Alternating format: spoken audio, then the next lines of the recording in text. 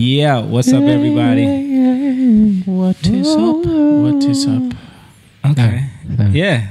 So we're live. What's up, people? Everyone's caught in the music. Thank you guys for watching. We're going to have a good one this evening. It's been a couple weeks. We got a lot to catch up on. We got a lot to talk about. You are watching Young Lion TV. Young lion, everywhere I look, they dying. Everywhere I look, they dying. Young lion, everywhere I look, they dying. Everywhere I look, they dying. Young lion, won't you get up and stop fighting? Everywhere I look, they're hiding. Young lion.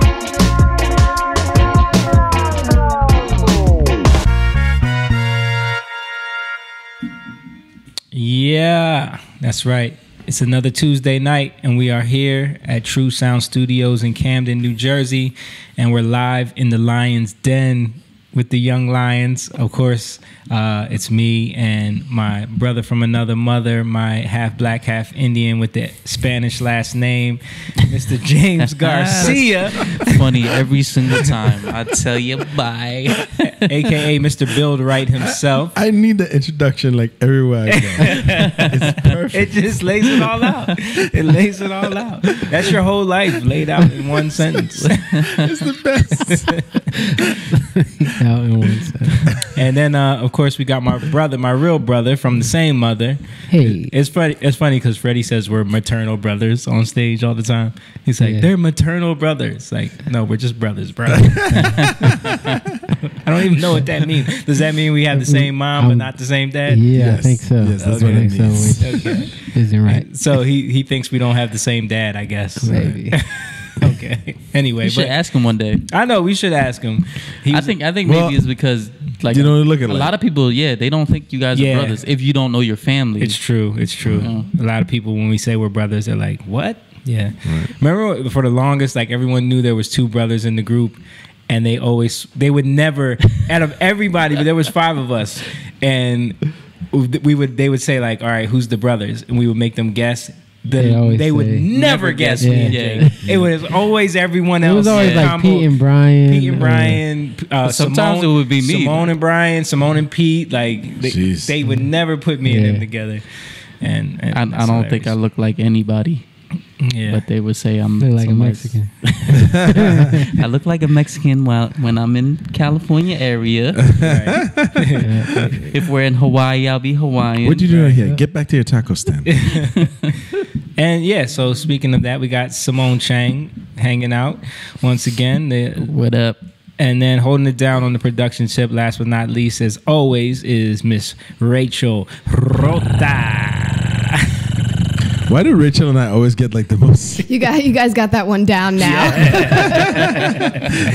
Yeah. They give you a Telemundo I know, introduction. right? Because her name always, it sounds like it would be like pronounced that way. Right. You know what I mean? Rota. Rota.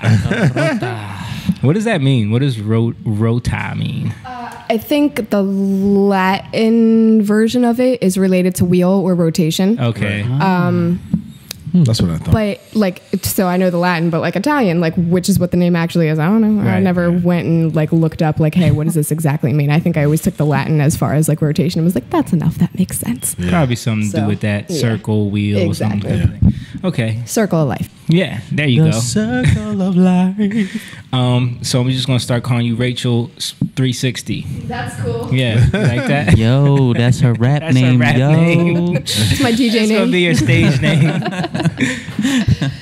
Yeah, but we appreciate you guys watching. Want to say what's up to everybody in the chat. I see a What few up? people in there. What's up, Johnny? I saw you in the gym last Johnny. night. He was in the gym last night working out. Yeah, he's Getting it in.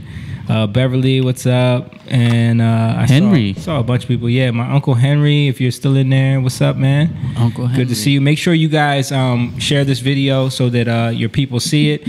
The more people that share it, the better we get. The algorithm picks up our feed and starts sharing it to people, and they say, oh, people want to see this. So we need y'all help to increase the the viewership. So make sure you share the video, and also go to our Patreon, patreon.com/Young Lion TV, and become a member. Help us get this podcast growing. We're trying to get better equipment. We're trying to increase our bandwidth here at the office, at the studio. It's been a battle. It's been a battle, but we're going to keep coming. We're going to keep having these conversations because we know that it's important. And yeah, we appreciate you guys. We love you guys. And we're going to, if you have anything you want us to talk about in the chat, you can bring it up. You can mention it, and we'll talk about it. So what's up, guys? So it looks like Rhoda means like broken. Okay. Or that too. Whatever. Or broke. So, where are you getting that from? It says Italian. I don't know. I just looked it up on a translation site. I can't even what look does at the Rhoda screen. mean? Yeah, that's It why looks I so got dark. this. Did you actually ask Google? Like, did you go into Google and Yes. get it from Google? Yes. Okay. And it says like they're using it in sentences, and I'm gonna say the English. It says the car broke down. Rota. So The that dish- must be some like variation of probably the verb or something And like that. how do you say? it? Rotar. ROTA, rota. Okay, so it's That's Spanish. ROTT. So it's like- So that's a different word. Okay. Yeah, see? Yeah, that's what I was thinking. Rotation. Oh, you don't even know how to spell her name. Ooh. I'm sorry. You know Jake don't care. I do care, but I'm sorry I added a T. It's okay. Yeah, Rota, ROTA. All right, so we'll get back to Jake on the Yeah. real meaning of Yeah. my name. But so what's up, guys? Everybody have a good Father's Day. Yeah, we had a Yeah. good Father's Day. Yeah, We had an awesome Father's Day. we are Yeah. on Father's Day. I know me and you did because we had some amazing dim sum, dim sum. Yeah. which was pretty good. Who found that place? I did a Jake, yo. I went on Yelp. You went on Yelp. Yeah, Jake is our designated food finder when He's we're the on the Yelper. road. He's And, the Yelper. Yeah, he Yeah. always Yeah. finds all the That's good. like my wife. spots. She's a Yelper. Yeah, Sometimes it's not so good. There's an art to yelping. there is. There's you definitely can't a just go on technique. and just Right. say, "Oh, this is number one." No. Yeah. I go by site and how many people are in there. I have to look at it. You know what I You mean? get to see the restaurant. Yeah, for yeah. yourself.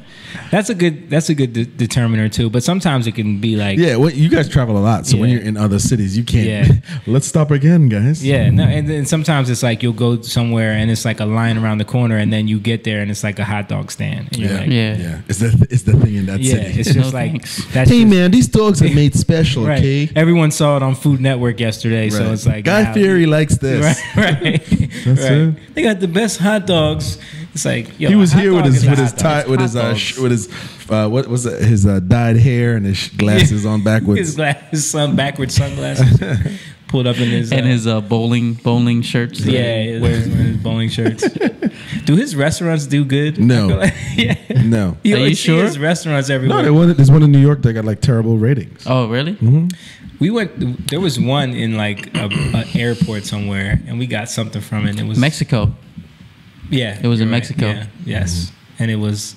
Celebrity chef, that stuff really doesn't work that well unless they're in a really big city. Yeah. But you're basically paying for like the ambience probably And more the than name, the food. the name, Yeah, the name. right? yeah. The hype around it. Yeah. That's what it Yeah. boils down to. I felt like Bobby's Burgers in Cherry Hill Mall was the burgers were pretty good. Bobby's Burgers but it was- didn't last though. It was one of like the pioneers of like the Yeah. gourmet burger Yeah, type yeah. thing. Yeah. But yeah, people don't.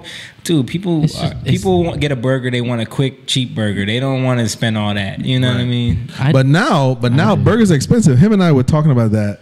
Burger King's burgers are like $10 now. Yo, We're like, what Burger the King is expensive. What the hell just happened? Yeah. Yeah, Burger Yeah. King is. You order from mad Burger expensive. King, you're like, that'd be $19. What did I get? Well, see, that's why you got to stick to the promotions, like because they got the $4 Whoppers now, right? So you got to do that. I do love me some Whoppers though. You got to do that. You I think they have the best burgers, but you're right. The gourmet burger was Wait. Yeah. The best burgers out of the the chain restaurants. The chain. out of There's- the, because there's out of the levels. fast food, Yeah. Yeah, right? the fast, right. yeah. Yeah. Yeah. You know who's actually pretty good though? Five Guys is pretty good. Five Guys. I like Five. I was just at Five Guys actually. Five Guys burgers are good. They're a little bland. They are bland. But I like the fact that But you could build 'em. You could put You a whole can put bunch whatever of you want on stuff on them. I mean, you Yeah. add some salt and pepper to it. It's But good. what Five Guys is killing the game on, no one's touching, is the fries. Yeah. Yeah. Five Guys The Cajun fries are with the killing vinegar. everybody. Yeah. Yeah. I mean, you can, they're cutting the potatoes right there. Yeah. That's one thing that Bobby's, Did do. they had good fries. They had good Yeah. fries. Yeah. I don't even remember. I wasn't that impressed with it. Yeah. I did think Burger 21 was pretty good. Burger 21 was good. Burger 21 is good. Smash Burger was disappointing. Yeah. Yeah. It That did fizzled last. Yeah. Bear Burger is good. Bear Burger is really good.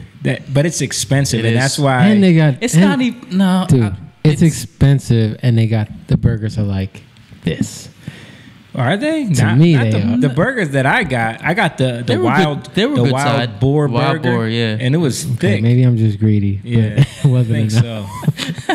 It wasn't enough. What I was disappointed about was they had the ostrich burger listed, but they never have the ostrich burger. I've had And I wanted to ostrich try before. that. Have you? Yeah. I never tried That's it. because the vegans came in.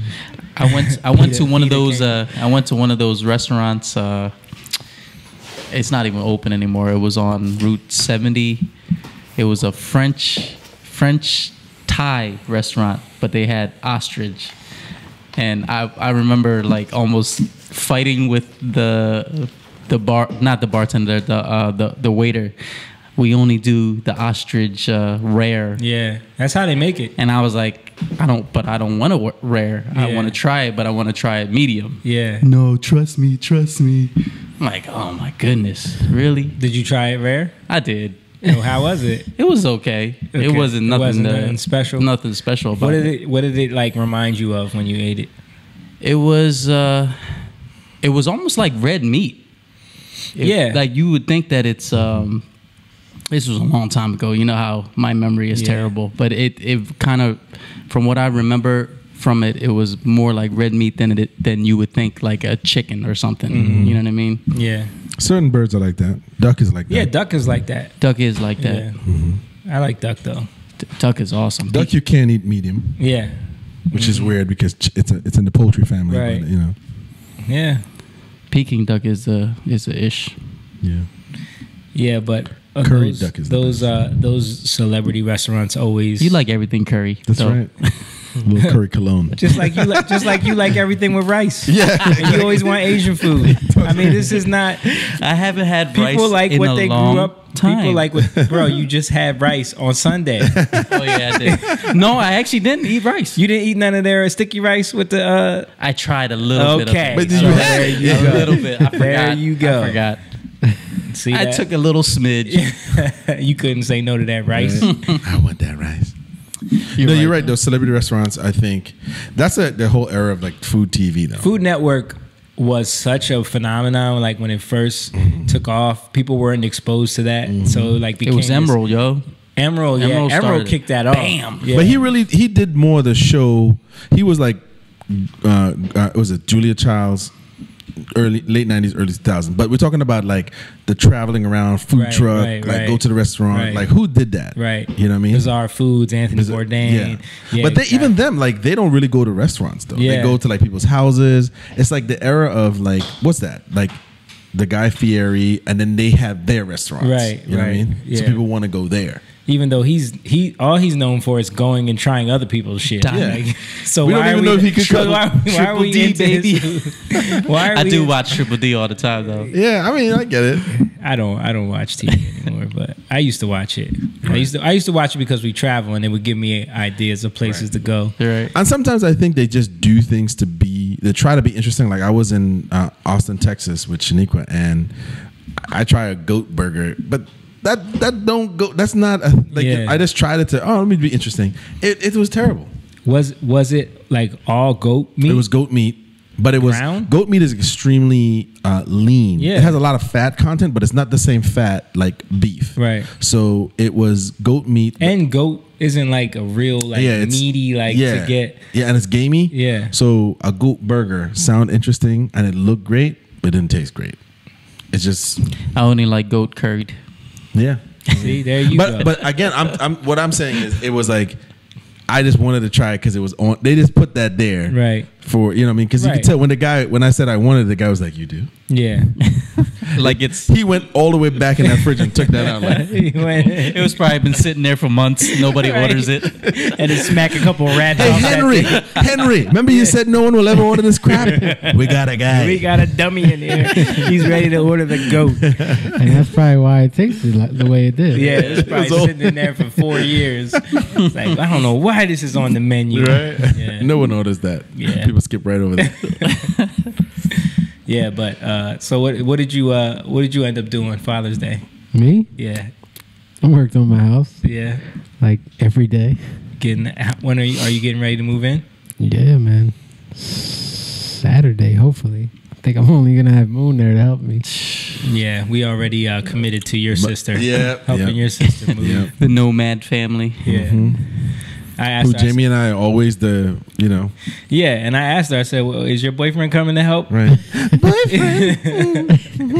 I don't have a boyfriend. Yeah, She ignored you. So yeah. No, she said something about his father. She said something about Father's Day. Right. Like I'm like, it's What? not even Father's Day. Father's Day. Father's Day every day. Yeah, for a Father's week. Day, the whole month. Got to Yeah. celebrate Father's Day on the weekend. Yeah, I'm like, And it's funny because it's like the ones that are never around their kids. They the ones. And I actually like this one. This one wants to get married. Right. He's like, Yeah, I was like, okay. I want to meet that brother. Yeah, you know? let me meet this guy. He's pushing you to get married. Right. Yeah. And then I asked your other sister, is she bringing her boyfriend? Because I said, And she's like, yeah. look at the sky. You know the thing about the sky, Jamie. If you look at it long enough, you I won't was ask me like- these questions. I was like, you know how many times I had to help people move when these guys got it too easy, man. They got it too easy. They do. How many times we helped you help them? Yeah, Right. exactly. Like, Exactly. I was bringing y'all to help Yeah. me help them. Yeah. Right. It's like these dudes got it easy, Right. man. I think I was He's telling, sitting on the couch. She's like, who moved this couch up here? Must have been hard. Pass me a bit. Yeah, right. Exactly. I was telling Jamie, I think we helped Liz move like 4 times in 1 year. Yep. She used to move so crazy. No, that is a way over exaggeration. A little over exaggerated, but it seemed like it was a That lot. happened one time You, because you said once a year was what you said. Right. Thank you, Rachel. 4 times in 1 year. Rich, you know he does exaggerate. Yeah.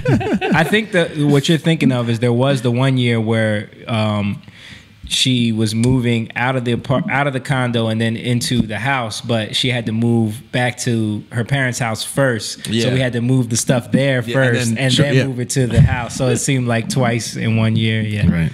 Yes. You are right. And they all did it for roti. Yeah. But y'all would get some roti out of the deal. Heck yeah. anywhere else you getting pizza. Right. Right. Right. I take roti any day over Right. pizza. And for those of you that don't know Moan, No, you- Moan's weakness is going into people's fridges. Yeah. When he goes into a house, he can't help it. Like we're talking, like we'll be over here talking, like, man, that was a great game. Moan's eyeing up the fridge. Yeah. I want to get in there real You're bad. right. It's not like I take it's weird. I don't take anything out of it. I just want to open it to look to see what's in it. And He's a habit. obsessed. it's just It's a habit. He's obsessed with. I think Moan's anniversary trip is going to be a trip to Best Buy. just open it on. Honey, look at this one. This is an No, LG. but Let's see- see how much room it has in it. He doesn't care about he cares about what's in it. He doesn't care about the space or anything. Yeah. He just wants to see what's in it. Yeah. That's what you're used to, right? I don't know. Because you're I don't- like at your house. See what? Nothing. Somebody else's house. I do always look in the fridge. I wonder why. Why I do that? Why do I do that? You're a don't third know, world man. kid. It's You never knew food could be kept cold. You mean you can keep it for more than 2 days? He's like, It's "Let me see. amazing. Let me open this up. Still there. You do it here. You do It's it here amazing. too. Yeah. You come here and you know Yeah. there's not a Nothing. damn thing Yeah. in Yeah, there. you don't want it. You don't want it. Yeah. It's We just cracked the code. Right. Bones' mind is blown. I really don't know why I do that. I You just are a habitual refrigerator checker. it's not like I want anything. You know, I just open it, look at it, You Hey, got a close problem. close it. It's one of It's them the habits, best. man. It's just one of them habits, man. Such a weird habit. Oh man. Oh, So speaking of food and all of that good stuff, I got to tell you, you'd be proud of these guys, man. When we were in Grenada, Yeah.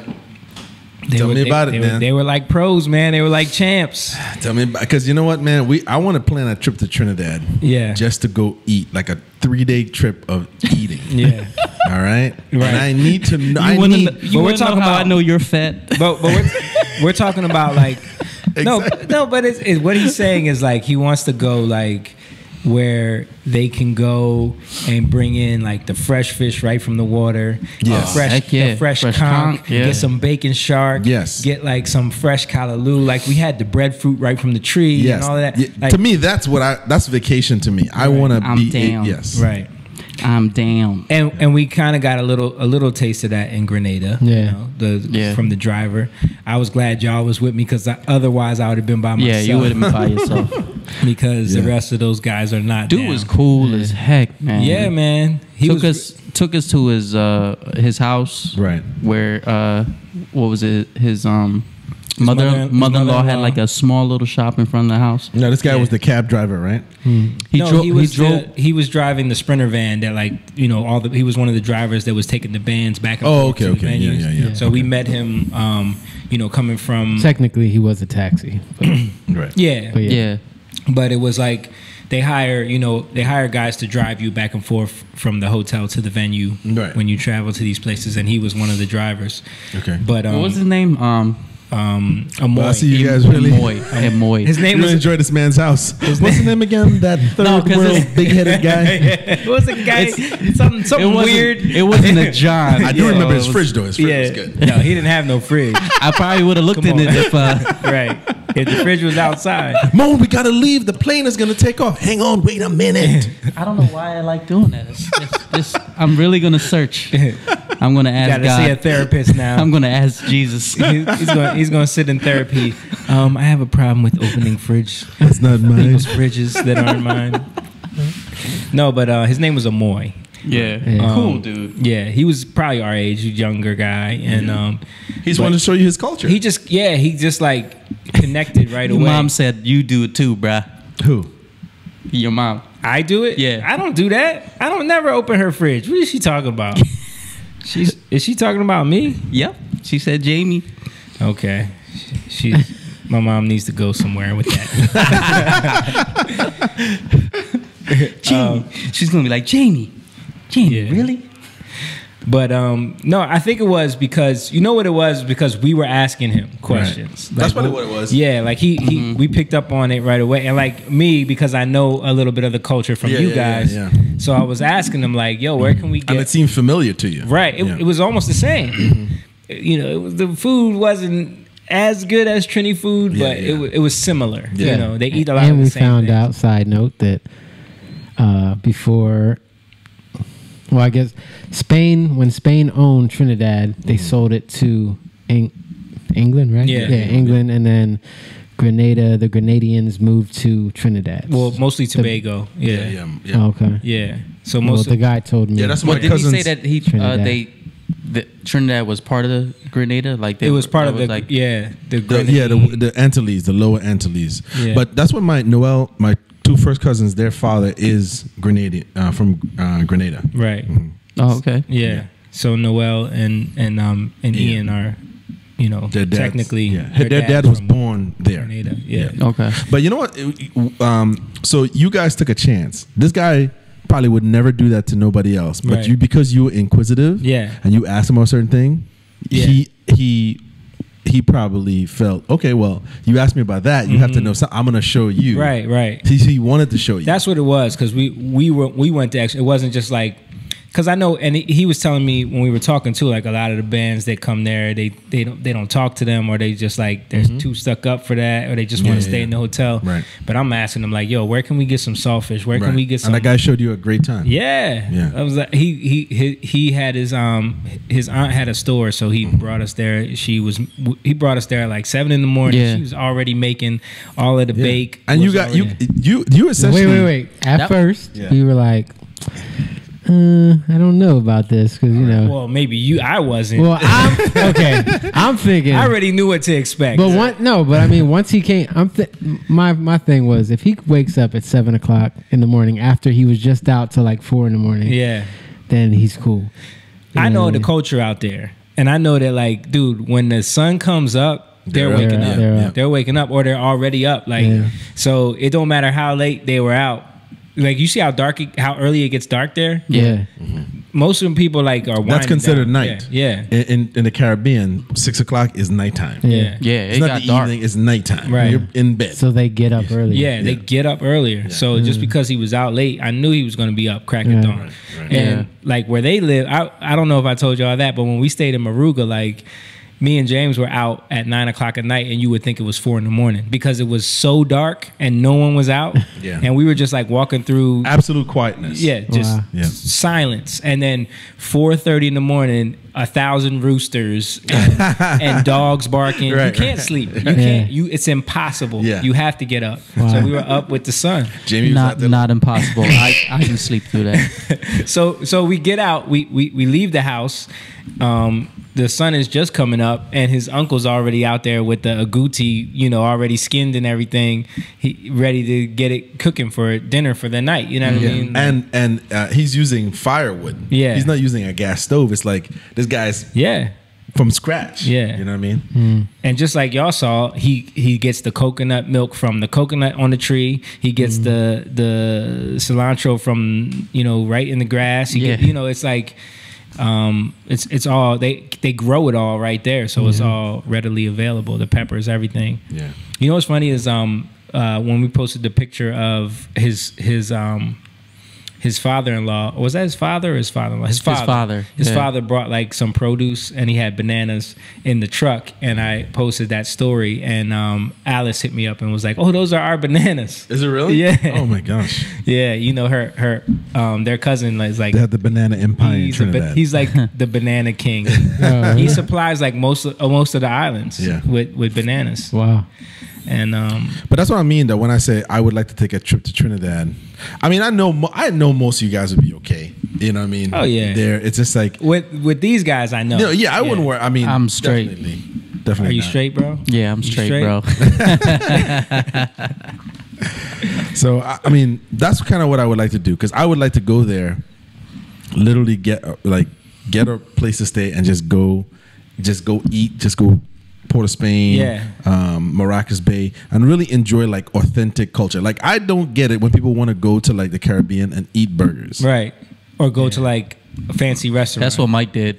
Yeah. Our drummer. Yeah. Yeah, no, Yeah. I don't get it. I'm good. He said it was the worst burger he ever had. Of course.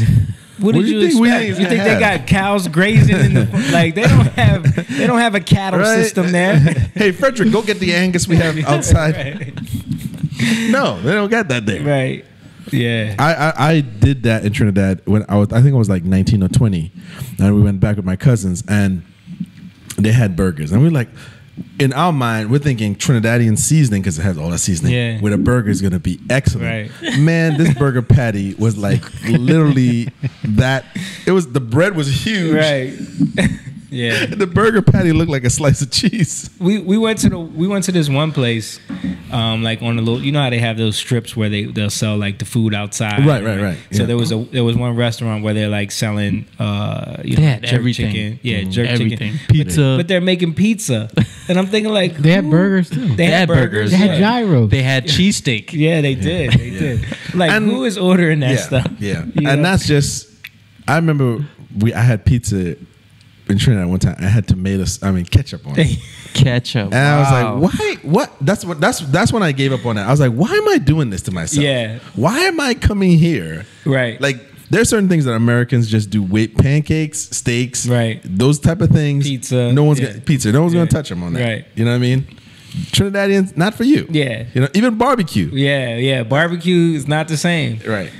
Yeah, I remember when we went to I Trinidad. admit my country's faults. I remember when we went there and like all we wanted to eat was like conch and Yeah. and roti and That's doubles. all I wanted to eat. We had doubles, like fresh doubles. It was amazing. But like they wanted to take us to get Chinese food and Yeah, like no. KFC all the KFC. time. Remember when He said when the that? dude- Yeah, he was like, KFC. Who said KFC? It was the other driver, right? Yeah, that's No, huge it in was the him. Caribbean. For It some was reason. Amoy. Amoy said it tastes different. because he had it in the States. That's how we ended up getting the food we got, because because we were like, oh, where can we go to get some food? We're hungry. And of course he thinking we're Americans. He's like, oh, y'all want KFC? Right. And I was like, no. And he was like, "Oh, it tastes better out here." And Jamie was like, Right. I was like, Jamie's KFC'd out from Trinidad. I was like, don't listen to that. And so I asked him, like, where can we get some oil down? Where can we get some, you know? He probably looked at you like, he was like, what kind of magic do you know? yeah. He was like, oh, y'all, you want the real food? Okay. Yeah. So then that's when he took us. He to the went strip. home, he washed his favorite shirt. I'm gonna get up at 5 in the morning. This brother right here. You a lesson. Yeah. Hey, yo, and when we got to his house, he brings out this. You saw the jug, Yo. of like homemade liquor. Yeah. They call it under the counter. That's what they Really? call it. Okay. Yeah, because you can imagine What's under- that means it sits under the counter for forever. And it just had like all these spices in it. Yeah. It tasted like What was tasted that? like What was that thing turpentine. that he said? It was not delicious. None of the local brews. It are was ever strong good. though. Yeah. Like what's that thing in DR, Mama Juana? "Yeah, Like to me, that's not what. Yeah. Oh. that's the thing that they were saying people were dying." Yeah, don't mention DR now. Oh, jeez. DR, jeez. What is happening on over the there? Ooder Day. What is happening? Look, Caitlin is watching right now. I told them they dodged a bullet Yeah. because they just went there in in May, right? What? I think so. Yeah, Really? Yeah. They went there in May, and they were Thank God. and they dodged a bullet because it's crazy. Well, The death dude, count I is mean- 9 now. yeah. But but way more getting sick than that, though. Yeah. There's- Something yeah, is there's happening. more. Something is happening. It's not just. They said it was that's- like 60 people that got sick. yeah, Yeah. there's something going on there. Yeah. It might be the water. It might be. It's probably I the don't water, know. man. It might be the liquor because everybody drinks. What you know? James say? Somebody got mad. A worker got mad. worker got Went mad, into man. the tower and took a poop. And Well, you said that. I didn't say that. You put that Right, he's throwing that on you. All you said was the worker got mad, and he took And he took it to another level. That's where And now he's trying to say you said Right. You know, man. I said that. Yeah. Oh, I didn't know that. Yeah, he got a bad memory. He sure does. Remember, James, you said you hate people? Yeah. Remember you said Dominicans are the worst, James? Did you say Tell them about those that. are Won't you worst human elaborate? beings on the earth, and this is just God paying them back for how terrible they are? Didn't you say that? Yeah. Yeah, I don't know. I think used to something- want to go there. I think Now something don't. is going on. Something has to be going on, right? Yeah. It has to be. There's no Somebody's- way all these people are getting sick out of nowhere. Yeah. You went there before, right? Both of y'all went there on You went there for your Yeah. honeymoon, I right? went They there both did. 8 years Oh. ago, though. Hell yeah. Yeah, it was. I heard amazing. it. The place we stayed at Excellence. Right.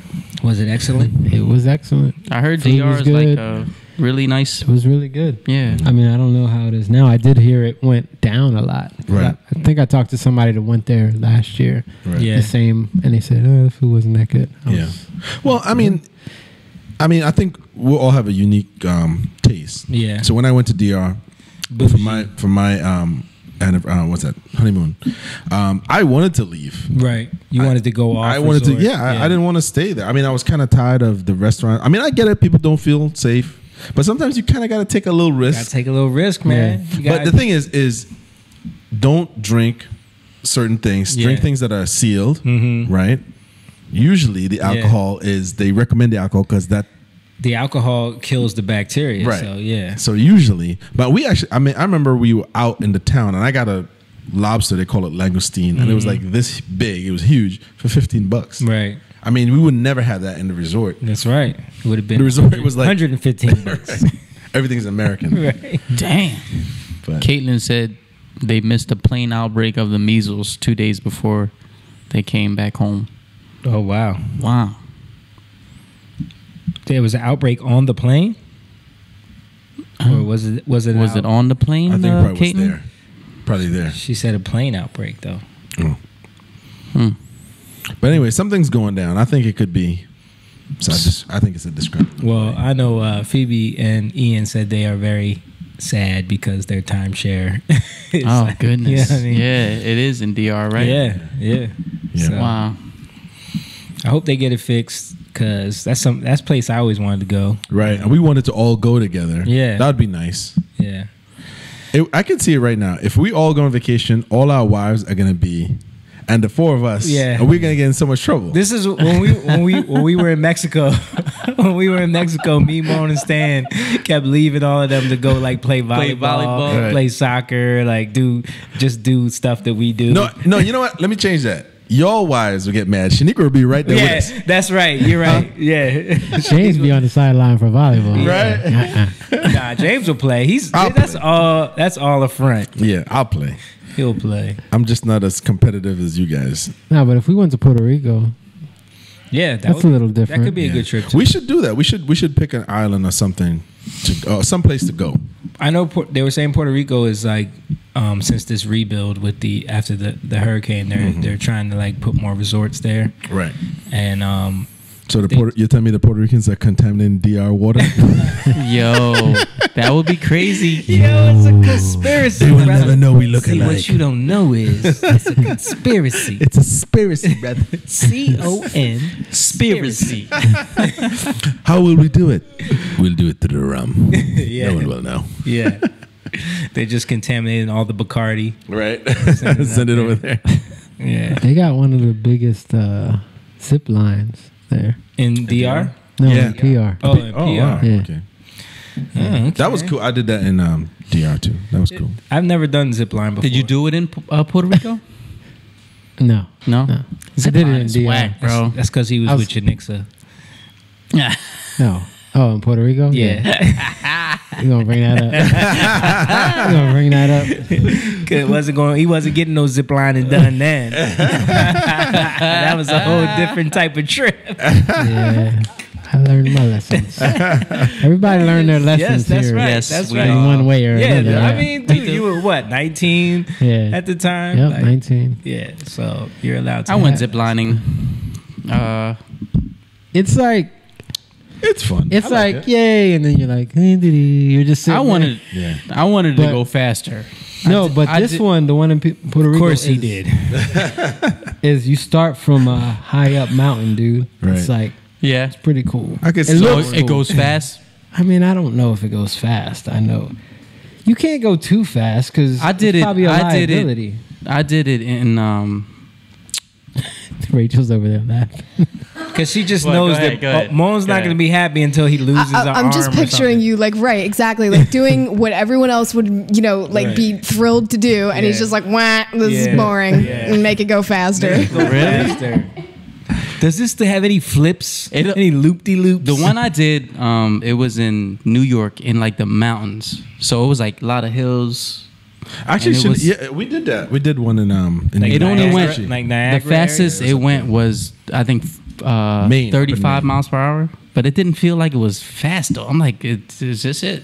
Yeah. People are like, ah, like, Yeah, I mean that's Your how wife did that?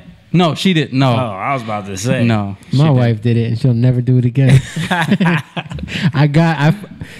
I forced her. Like, come on. Yeah. Please, You you, gotta do think Juanita would Come do on. something No, like that? that's why I was so curious. Yo, the I- the best part of when I did it though, it was you landed, you ended up on a tower, and then you had to jump down, but Into what? like just to the ground. Oh. You- How you- far? Oh, you have a harness on you? Yeah, it Oh, was okay. high up though. Like I looked down, I was like, oh snap. Yeah, And they let you go. They It- coast you down, right? it goes down first, whoosh, and then it coasts down. Okay. So you still get that. You get that feeling of falling. So that was the coolest part of Yeah, it. your wife ain't doing that. Nah, heck no. There was people walking She's down scared because of- they were scared too of- scared to jump. Did he ever tell you about the time when she called him because a cat got into their apartment? Oh. Yo, he told me about how I was crying, bro. Yeah, there was a cat when we lived in where the heck was that? Laurelton in Williamstown. We were in the studio. Tell this whole story. Yeah, it's just an apartment. We lived in an apartment. Yeah, yeah. It's just When funny. they first 'cause got married, He they always were- had. Did you to ever tell go to that details. apartment? I think I've been. It was a You really went there small, It was a before. small one. Yeah. You remember Jamie when you used to live in But anyways, we were in the studio or something like that. I get a call from Nita, and she's like, all I hear is breathing. Like she's in the panic room right now, bro. Like, And then snot. in the house. I hear snot. There's a cat in our kitchen. I don't know how it got out.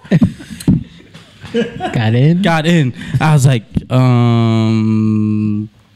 in the kitchen, Kick the cat. kick the cat, open the door. It's gonna run out. I'm too scared. She can't even leave the bedroom. She's like in the closet. Yeah, I was crying. He told me that story. I was crying. Like, yo, a cat? Really? Did you have to go get the cat? No. She actually called. She called Jason to come. He came and with a broom or something like that, and Because he was scared too. He was scared of a cat too. All that working out. He can't even get a cat. out. Let me get my trusty broom, guys.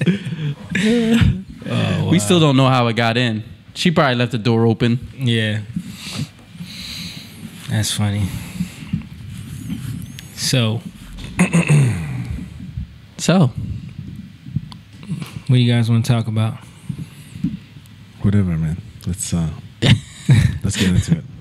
Let's get into it. Boy, this is awkward. Let's get into some real stuff, man. we were just flowing, talking about whatever. I know, man. It was Father's Day, man. We had to talk Father's Day. about- I actually got a full body massage. Really? Mm-hmm. I've never gotten that. I Yeah. don't know. It was excellent. What was that like? It was good. It was good. Deep tissue. I is made awesome, man. I made a mistake in telling her that, telling the lady that I wanted deep tissue, and she Painful. went in. She said, "Oh yeah." She's like, "Teach you a lesson." "Yeah." But yeah, it was great. It was awesome. The wife got that for me, so thank you. That's what's up. Happy Father's Day. What did I get? Father's You get to Day make is your own funny. chicken. Yo, that comedian thing is hilarious though. Oh yeah, Ali. What's his name? Ali.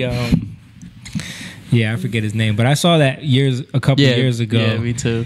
Where he talks about like Father's Day being the worst holiday. Did you watch that, James? I watched it. Yeah. Yeah, you ever see that, Rach? It's a comedian. It's on a you posted it on the page, right? I think I did post it on the Young Lion Facebook page. So the iPad's down. It died as soon as we started. So Really? it said it was at 100, but it looks like it died. So I got it charging over here, but we don't have an iPad right now. Oh no. Got no iPad, man.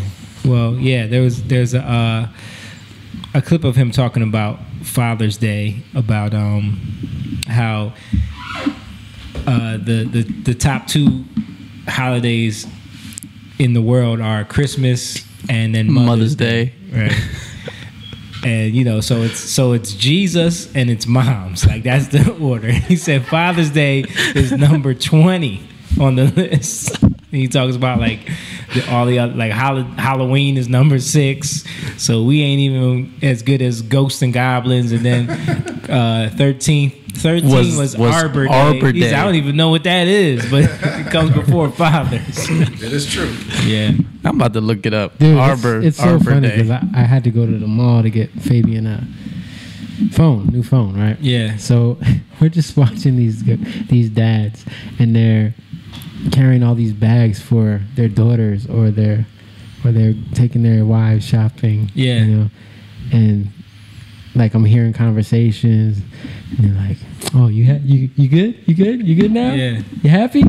I'm like, "What the?" It's Father's Day. Yeah. I played soccer in the morning, and dude, people were leaving like 10 o'clock. We finished playing like around 10:30, and I'm like, it's so early. Where y'all going? Like, oh, it's Father's Day. I'm like, exactly. That's why y'all should be here. Right. And like, oh, so Father's Day, no, Father's Day, our wives and our kids want to spend time with us. I'm like, but what do you want? It's about What do you want to do? Right. Yeah, my wife was amazed that I was there. Right. I know. I couldn't believe it. Everybody was asking me, where's Jake? Where's your brother? Where's your brother? No, he didn't I go. was tired, man. I had to catch up on some sleep. Working on that house. The game was so peaceful. Everybody was like, where's Jake at? Hey, man. You know what? I scored no goals, though. It was a frustrating game. Yeah. Oh, I did score a goal. You're not that good anyway. One goal.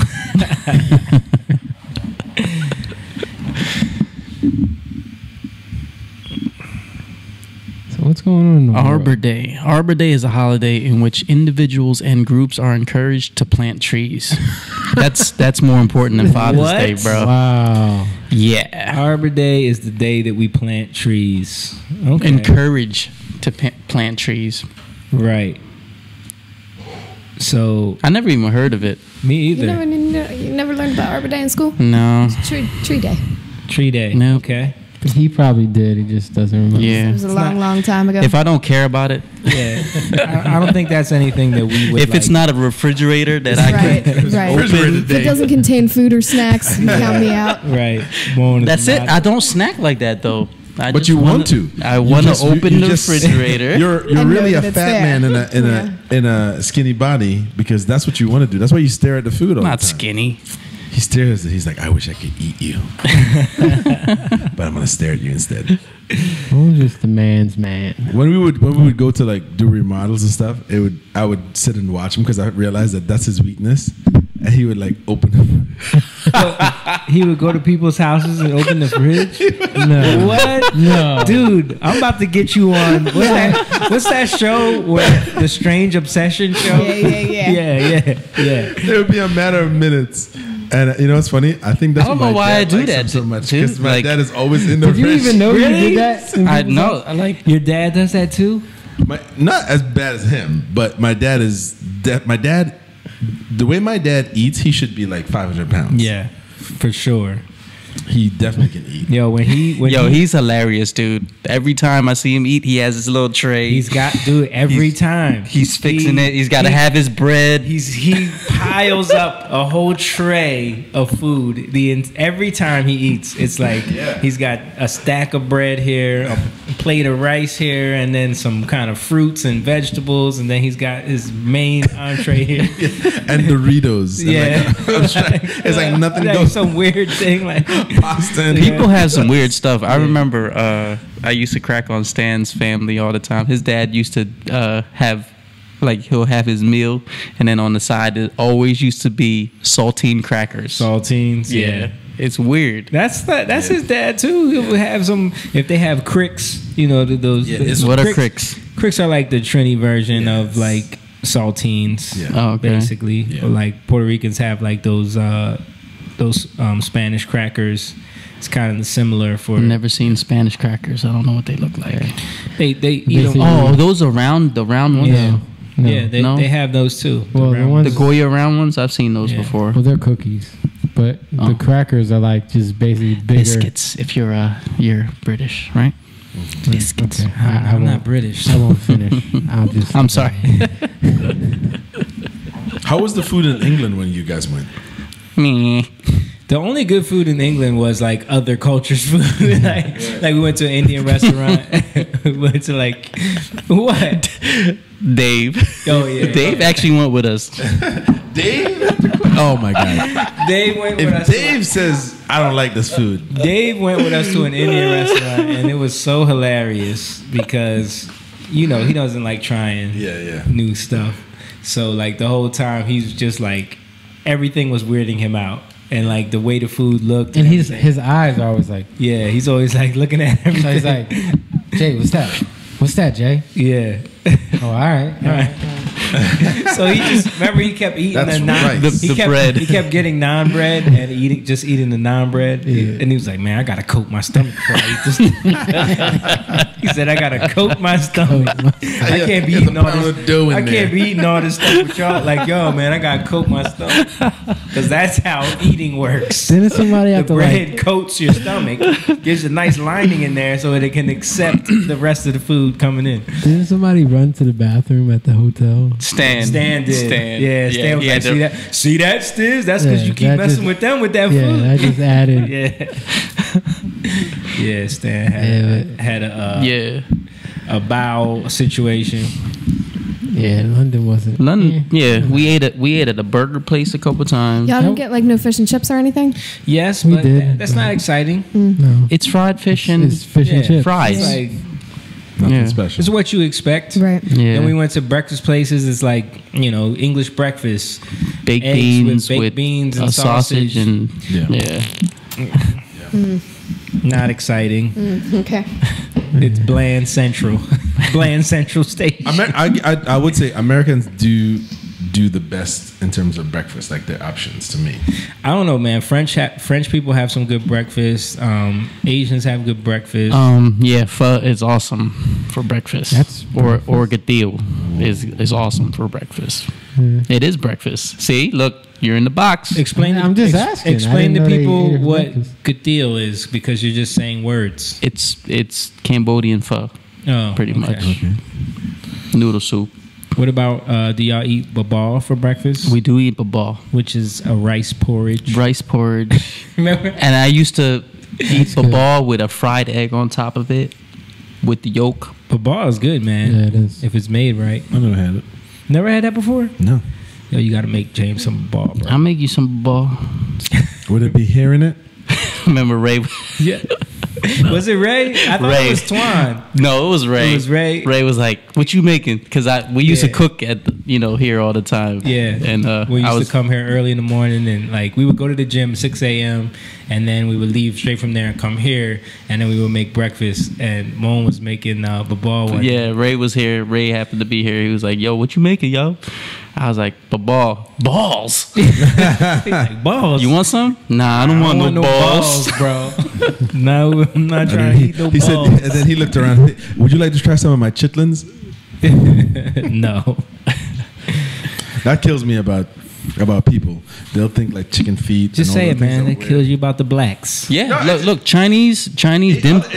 Other groups eat that stuff too, Yeah, I know. Yeah, you're but right. it's just like they won't. He was gonna say that kills me about black people. Yeah. Censored himself real quick.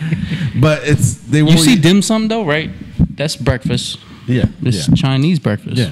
Chicken feet, yeah. Chicken feet. You're eating tripe. You're eating rib Yeah. tips. You're eating. We had chicken feet on Sunday. We sure did. It was delicious. It was delicious. I wasn't invited.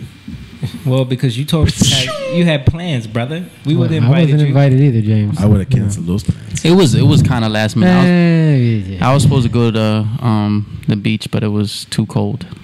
So he found out there's no fridge on the beach, and he's like, "I'm not going." James, really? Come on, man.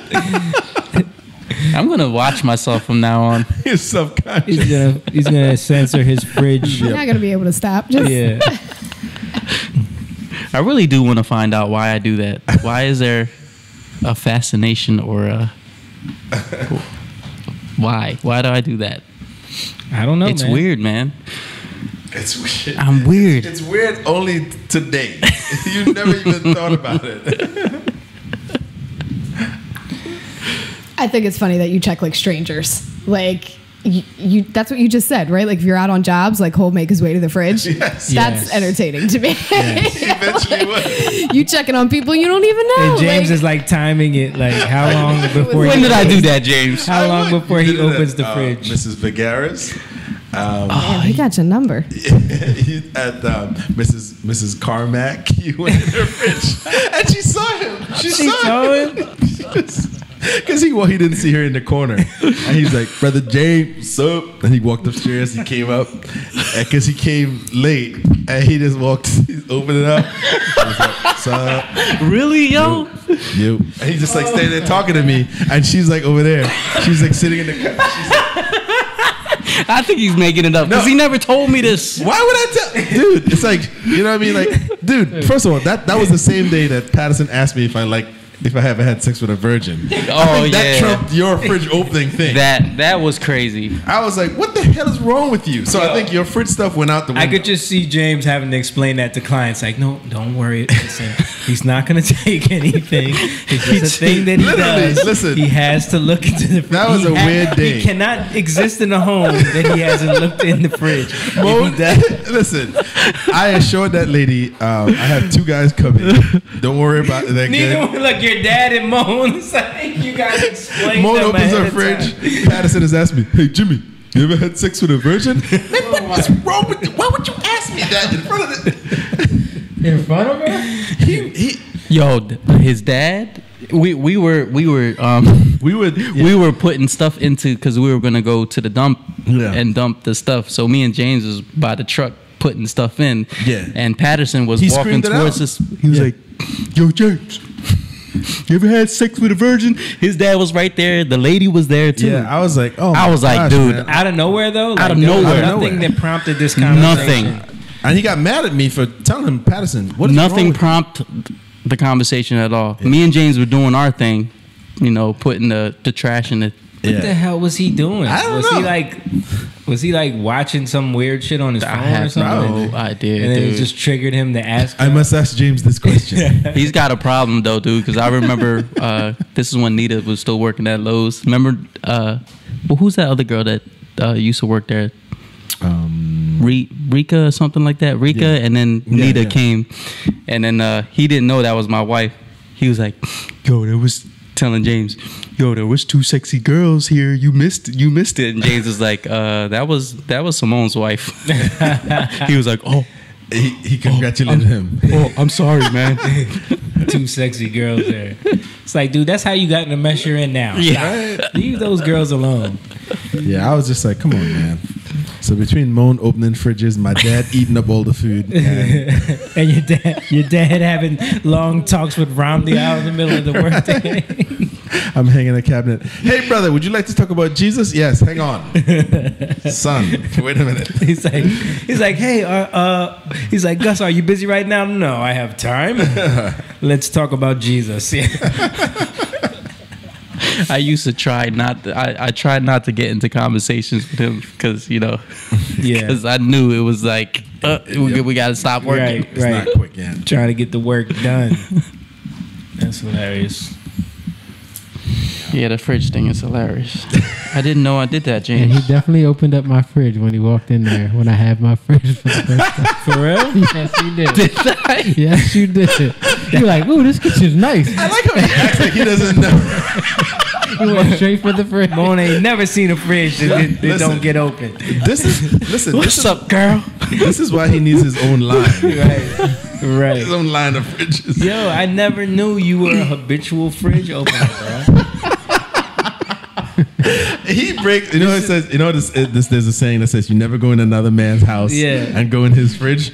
Nope. Nope. Moan. Nope. Is that a saying? Yeah, it is. Oh, So now every time you come Well- over, I'm gonna tell you. I'm like, go ahead. He does it.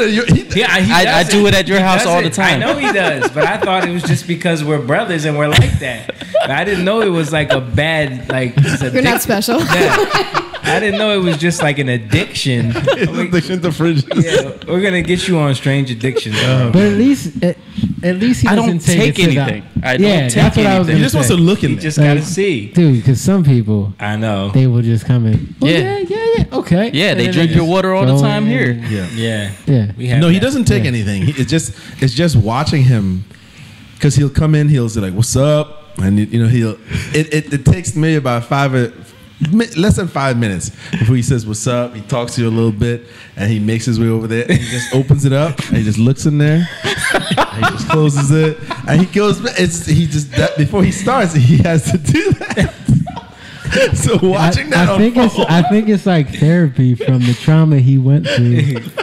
Growing There up in there weren't any fridge, Yeah. refrigeration Growing up in in, the refugee camps, Yeah. man. They didn't have refrigeration either, man. I'm not obsessed with it. Yeah, I don't. I don't know why I do it. But he didn't have guns. Yeah, yeah, you know. he wasn't in getting danger. shot at and I gotta get to this fridge. They're shooting at me. Oh no, my phone just died. Yo, that is funny though.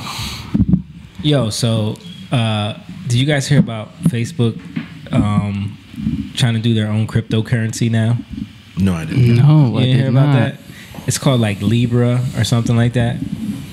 And I know we're streaming on Facebook, but They about to mess us up even more. We already have issues, bro. I know, but it's like to allow them to come up with their own like monetary system that they can then like. so are they trying to be their own online country? I think so. Like, I see them trying to develop a system where you can solely exist. Like they're framing it in a way where it's like people that don't have access to bank accounts can then have a monetary system through their cryptocurrency kind of thing. But you know, you could see it turning into something where they incentivize you to use theirs if you purchase things through Facebook, or like maybe they make a deal with Amazon or something like that. You know what I mean? Where it's like you can get a better deal if you use our currency, and then people will convert it to that. But it's like when you give these platforms so much power, like, because people are already getting like banned from using PayPal and Patreon, and even like some of the like MasterCard is like banning some people. So it's like that. What's going to stop them from doing that? You know, putting people in a position where you can now be banned from using their monetary system, especially if it becomes like if it ever becomes like a main source of people, you know, exchanging goods. And then they could just ban, like, since it's not they're a private company, they can just ban whoever from using it. Yeah. I think we're giving these people too much power. Too much. I know, man. Zuckerberg, man, he's getting too much. He's getting too strong. Yeah. It's weird. It's a weird thing. Yeah, all this Google demonetization stuff happening. Like, have you guys been seeing all of that? YouTube is going crazy. Yeah, demonetizing like anyone that doesn't fit the narrative. Whatever they want. Yeah, Right. because they're calling it like hate speech if you fall under the category of hate speech. Right. But hate speech. But it's usually just a right that they're demonetizing on YouTube. It's mostly the but right. It's also the fact that it's like such a loosely defined term, like the hate speech thing. Like, what does that mean? You know what I mean? Well, they get to define it. Right. That's really what they But want. they never define it though. No, they won't ever do it like that. But they get to do it through their system, what they feel. You know. Right. Like, you know, it's like we feel that this is, and they'll never give an explanation for it. It's a perfect system, because if you don't narrow it down too much, then you maintain anything that could be control offensive. to be like, well, that's it. Right. Yeah. Cut it. Anyone who they don't want to exist on their platform, or that gains too much attention, Right. they can just find a way to lump you in with that. Right. You know, there was a leak I just saw. I don't know, the iPad isn't up, but I saw something about a leak where they like there was internal emails from Facebook that leaked out where they were trying to find a way, because like Candace Owens is one of them figures that they're having a hard time deplatforming because she's black and she's a female. So it's like they're trying to, like, there was emails that had her on the list, like the top of the list of people, like, if you can find a way to I saw that to deplatform her, like, you'll get a bonus or some shit like that. You know what I mean? Like, crazy. Yeah.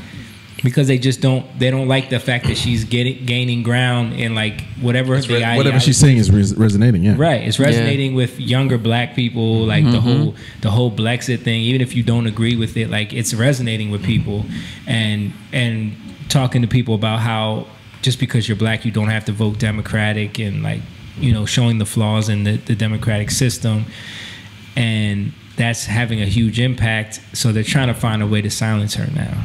Yeah.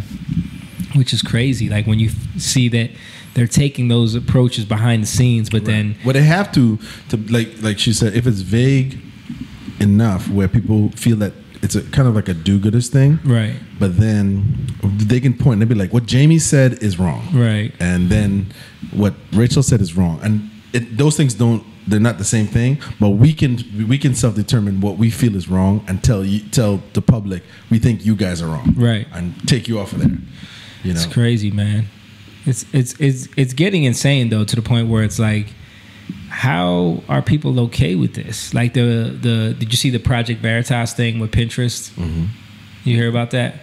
No, what happened? So with Pinterest? James O'Keefe did another one of his stings, undercover stings, and he had a whistleblower from Pinterest who was showing them, literally like working on projects where he was showing them how they were taking like conservative people on Pinterest or conservative groups on Pinterest and mislabeling them, like categorizing them as porn or something else to get them taken off or get them deranked on Pinterest. Wow. And then as soon as he put that video out on Twitter, he got banned from Twitter.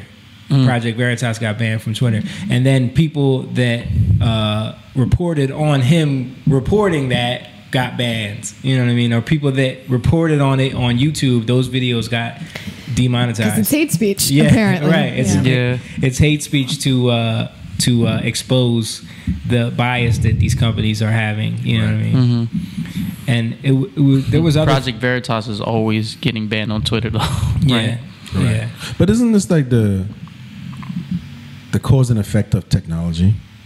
That it's a great thing, but there's some really evil things about it too, because the people who made it essentially want to lord over it and control it. So yeah, it makes your life easier in a sense, but there are people behind the scenes that want to control this. and That's they the can spread argument the too, message. that they always use, that it's their platform, they can do whatever, right? Yeah, but the thing is, the problem with that that I have is that they use that when it's convenient, because they also want to exist in the realm of like a public utility where they call themselves a Non-biased. like a town square. where Right, It's like right. anyone can come and express their opinions, and therefore we're not liable for anything that anyone says. We're exempt from any liability if someone says something that is wrong or offensive, or if someone says something that they can be sued for. We're not liable because we're just an open platform. So it's like if you want to be given those freedoms under the law, then you have to exist in that realm. You can't exist in that realm, but then also say, but we're going to ban people that don't follow the guidelines that we choose. You know what I mean? Right. Like, it's like they want to have it both ways. Either you're a private company that's publishing a certain agenda, a certain ideology, and you want everyone to line up with that, and then those people who don't, you can get rid of. But then you have to also be susceptible to the law then. You know what I mean? Yeah. Young Turks are thriving, though. Right. You know what I mean? They can't say anything wrong. Just like all of they talk about it all the time, like how like people will get banned for saying something quote unquote offensive if it's against, like AOC, for example, the dude that had the parody account that got banned because it was literally an AOC parody account. But then you'll have, the late night shows have accounts on all these places, and they're doing parodies all the time of people. Same and thing. It's totally fine. Same thing, pretty much. Or What gets me is like, you talk about a certain group or something, but then you can talk about our president anyway, like especially these liberal, they go on the liberal side, but nothing happens. You know what I mean? They don't get deplatformed or anything like that. You're talking about the president. Yeah, so I mean, it's that's like, another example. There's probably hundreds of Trump parody accounts on Twitter that never get banned. So, well, let's go back. How did this start? How did this thing took hold somehow?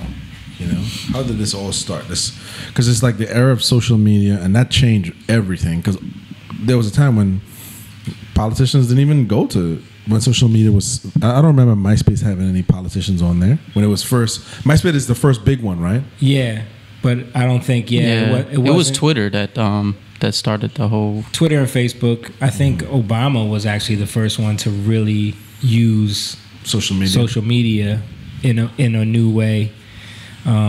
I know he was like really heavy on Facebook. Maybe not even that much on Twitter, probably a little bit, but really heavy on Facebook.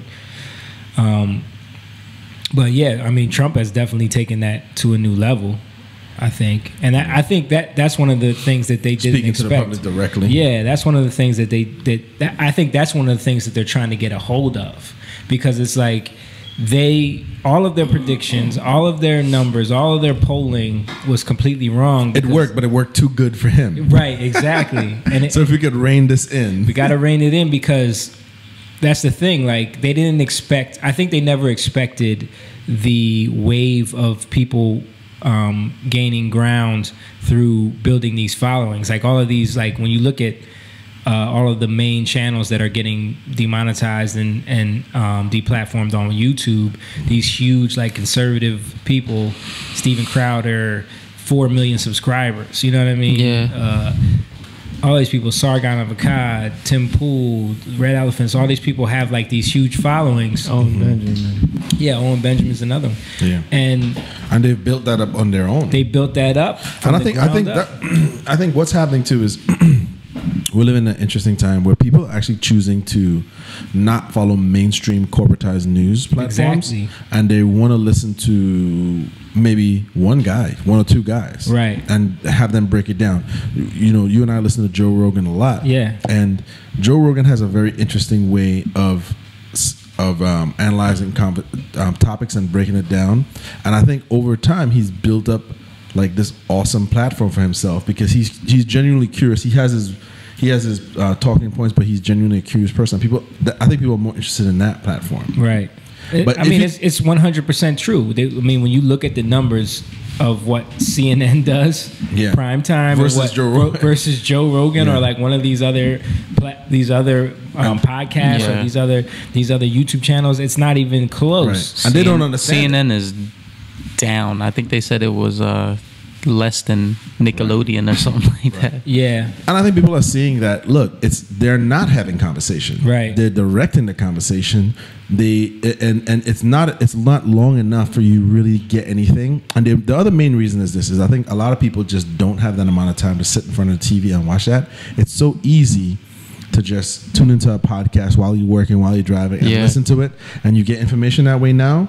So radio and commercials and all that stuff, it's just done. That era is over with. Right. People are over that. The quick sound bites, the quick, the panel of 10 people in windows shouting at each other, and nothing gets accomplished. Right. But I think that's one of the main reasons why we're seeing what we're seeing now, because there's a huge pushback from the corporatized, main media outlets that are trying to get a hold of what's happening on YouTube and what's happening on Twitter and well, Facebook. if they don't, then it'll mean the end of. They can't just. Well, they're dying. Yeah. They're dying now, and they know that the only thing that's going to stop it is if they can put a stop to their competition, which is those channels. Like when you look at, did you guys see that New York Times article that was on the front page last Sunday, not on Father's Day, the week before? It was like the front page news about how YouTube is radicalizing people.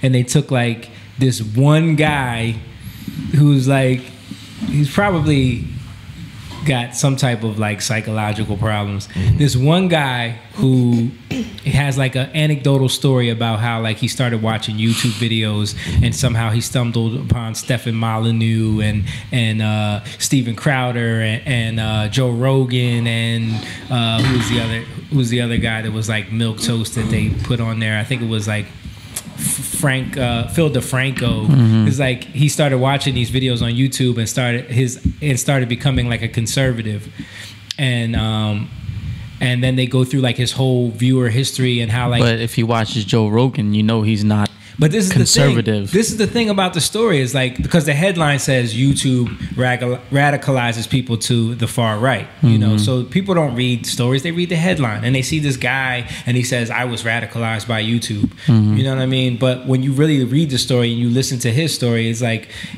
he was watching these videos and started like feeling like he was a conservative, and then he kept watching YouTube and eventually becomes a liberal, you know what I mean? He becomes a leftist. Right. So it's like, how does that doesn't even make sense with what you're saying. Yeah. So YouTube turned him into a leftist. You know what I mean? Like but it was the fact that YouTube turned him into a victim. Right. But exactly, because now he's a victim, of the fact that something that he made up. The fact that he even watched those videos is like, the fact that he even had a thought of conservatism is like somehow radicalization. Yeah. You know what I mean? Like, and what? That's like super dangerous, right? Yeah. That we can't even like trust people to intake information and then like form a thought about it. Like, so anything that's presented to you is just going to sway you to the right or the left. Exactly. Like, well, that's super interesting. Right. Anything that's presented to you is just going to sway you to the right or the left. So what's going on? It's happening on both sides then, right? Exactly. Yep. But they want to only outline the right because the right is demonized right now. So what they did was New York Times pushed that on the front page, and then of course CNN, MSNBC, ABC, they all do reports all day long about this guy and how YouTube is doing this, because what they want to do is they want YouTube to start censoring people. They want YouTube to get rid of these channels that are like Phil DeFranco. He has a huge following, but he's not conservative whatsoever. But he's their competition still. Right, and has been for a long time. Like one of those, like news outlets that if you sit there and you listen to him, you're like, it sounds like this guy actually went and did a whole lot of research. He has a team behind me, and maybe he's really giving me like information instead of just talking points. He's like, this is the information and the facts as best as I can present them to you. Right. This is a little bit of what I think, or not what I think, because I don't want to give my opinion on it. What do you think? Exactly. And then that comment section is like, that's what it is. That's what it is. I think those YouTubers have gotten really good at saying it in such a way that they give you enough of the information, but then you're able to play it out through the comments. And they engage with you in that way. And that engagement is the biggest thing. That engagement equals money. Right, because who are they engaging with? The key demo, 18 to 34. Those are the people that are fleeing from CNN, MSNBC, Fox News. Like, they can't get those people to watch their shows. I don't think they were ever into it. They did have them for a while, but now they've lost all of it to YouTube. So what they're trying to do is they're trying to eliminate the competition. Because it's like when you watch like CNN or even Fox News, like you feel it when you watch somebody like Joe Rogan or Russell Brand or something like that. Oh, that's them. They're just being genuine. They're being honest. They'll have somebody on the right, or they'll have somebody on the left. They're not pretending to be a neutral, factual news source, while still feeding you propaganda. And that's why people would rather watch that than watch, CNN. Right. I think it goes back to the narcissism. It does. Yeah. And I think it has to do with, I was researching something that I fell upon called sphere of influence, realms of like you were even saying it. I don't even know. You're like, they're not staying in their realm, because they can't. Right. They have to widen their realm, because the realm that they're in, they're not influencing people. So they got to figure out how to influence those people outside of their realm. You know what I mean? So they got to draw them back in, and that's what narcissists do. Because it led me to this whole thing about something called hoovering, right? Hoovering. Is this as like the Hoover vacuum to suck people back in? Okay. And these are literal techniques that narcissists use to bring you back into their realm of influence, into their orbit, right? Because they need to be the center of everything, because it's about their world, right? So when you look at it, you have these. So they figure out a way where they can get back into a place where you can just see them, right? Where you can influence them, and if something's in the way, they got to take that thing out, right? You know what I mean? So it's literal, just it's a system, right? That's at play, and narcissist, like, dude, there's a whole book on it that I fell upon, and it's look at it. Does the book call it Narcissism too? No. Okay, no. So we still claim ownership of that word. Yeah, write that. yeah, we need to write that book. You know, it's funny you saying that, and I'm thinking about. I watched a movie a couple years ago, Anchorman 2. Right? This reminds me of Anchorman 2, guys. Because there's a scene in that that's really, really deep if you think about it. And they were in the studio and they're fighting for ratings. Right. All the news station, all the anchors are fighting for ratings. And it's silly. I mean, of course, the plot is silly. But in the ratings, as he's trying to revive his career, there's a car chase. And he decides to do the car chase live. Yes, I remember. Right? Yes. And the guy was like, a car chase? And he's like, yeah. He's like, well, do it live. Yeah. And the car chase turned out to be like their shining glory. Mm-hmm. And all of a sudden, it was like, news had to be about action. Right. Before there was like, and today we're stuck, the cat is in a tree, and back to you, Phil. And then all of a sudden it was like, there's a breaking news, Chopper 10. And it was like, what that scene was telling us, it was like, we went from news being news to all of a sudden news had to be exciting. It was like, what is this thing? News is entertainment. Yes. Right. And that's like we've even seen that, I think, in the news for a long time. Like when you turn on the news, you see all of like the crime and the murder and the Right. drama. That's people watch stuff that's juicy.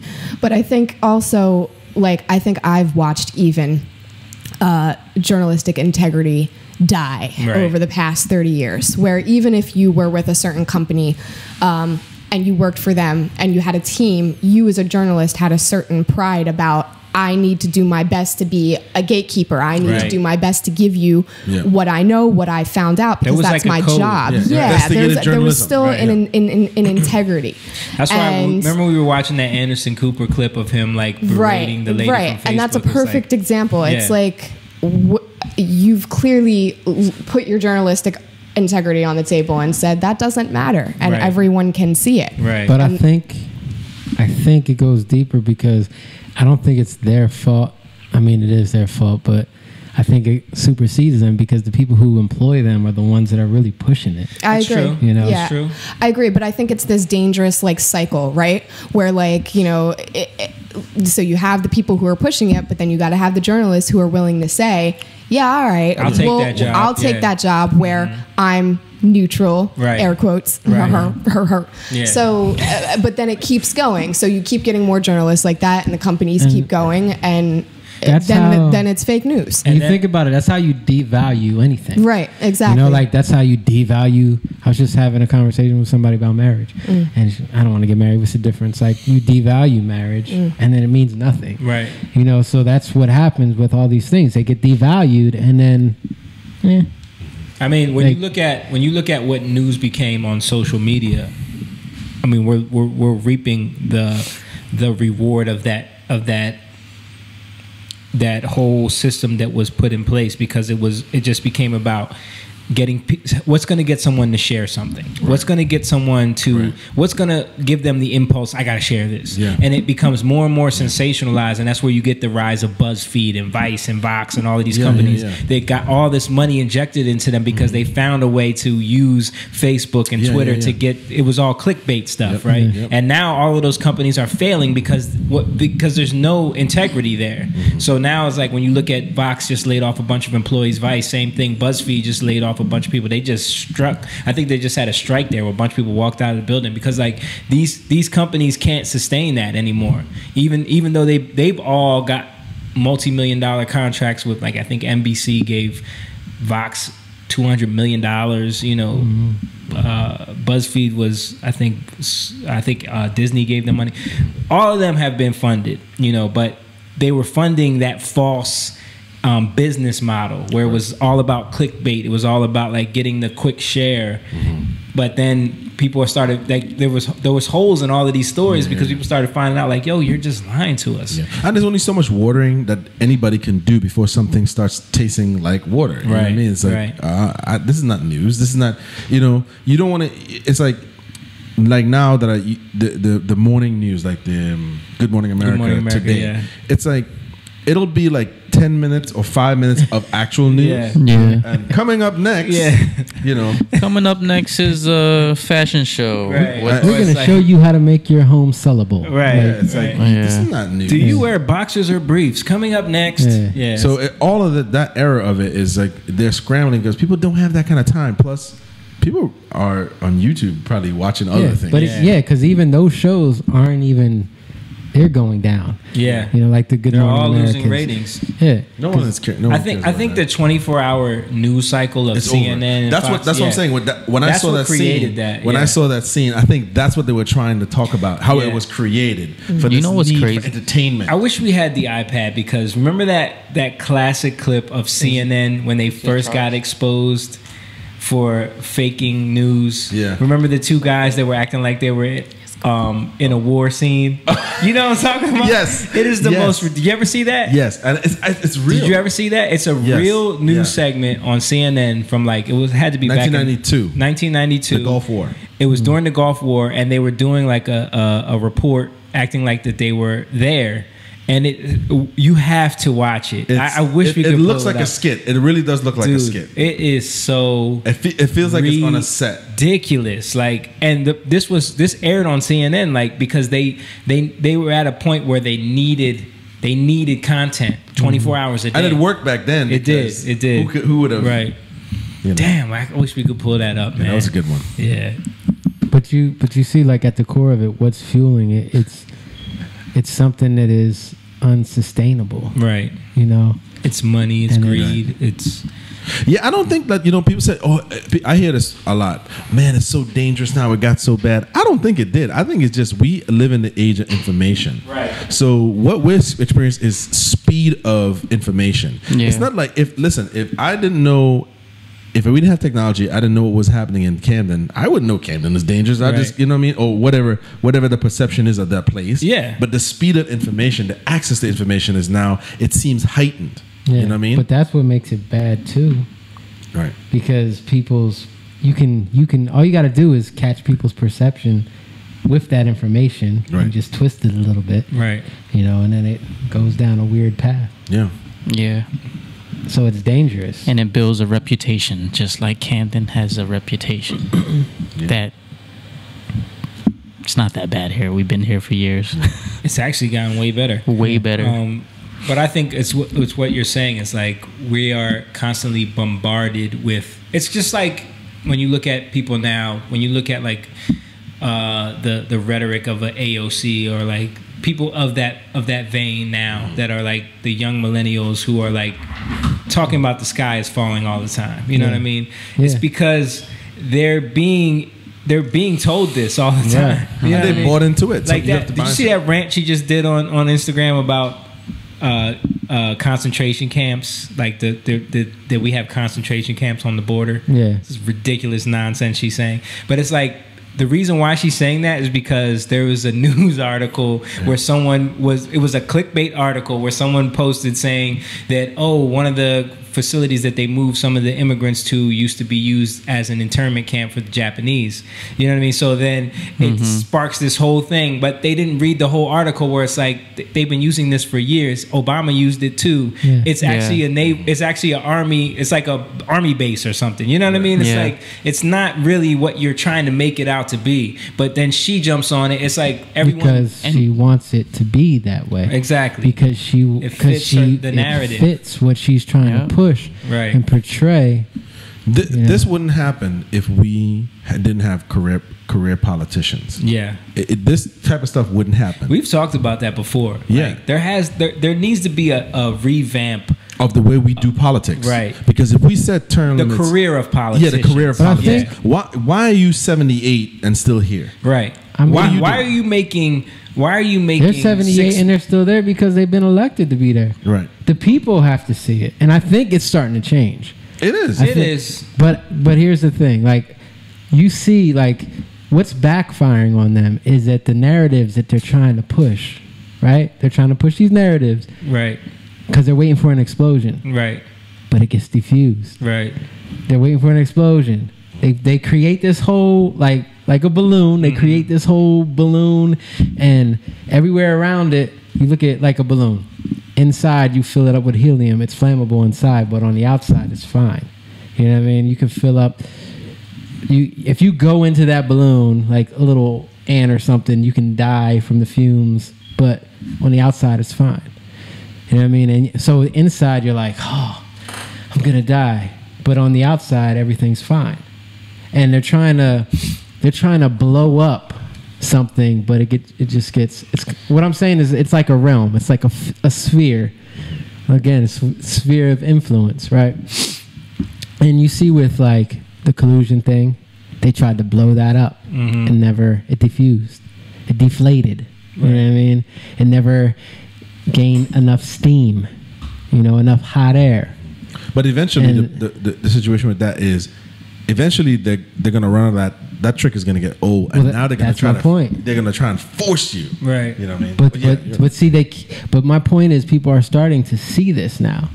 I think there's going to be a shift now to where not only are people starting to see this, but I think we got a man in office who's going to try to deal with a lot of this stuff, and other people, not just him, but other people who, if they slowly, because I think there are certain people who are slowly getting into office or in the military, in different parts of the government, that are trying to weed out this BS that has continually put us in this fear Because you think about Vietnam, all these different wars we went to, it was all fear. Right. You know, it's all They had fear to sell the based. story. They're doing the same Right. thing And now it's, with but what is it? Iran They put you in a bubble right. and make you believe something in this bubble, and on the outside, it's not. Yeah, not that did serious. you guys see that the declassified stuff that leaked out about the chemical weapons? No, You didn't see that? no. So Assad, the Assad thing, Yeah. talking about that he was bombing his people with chemical weapons.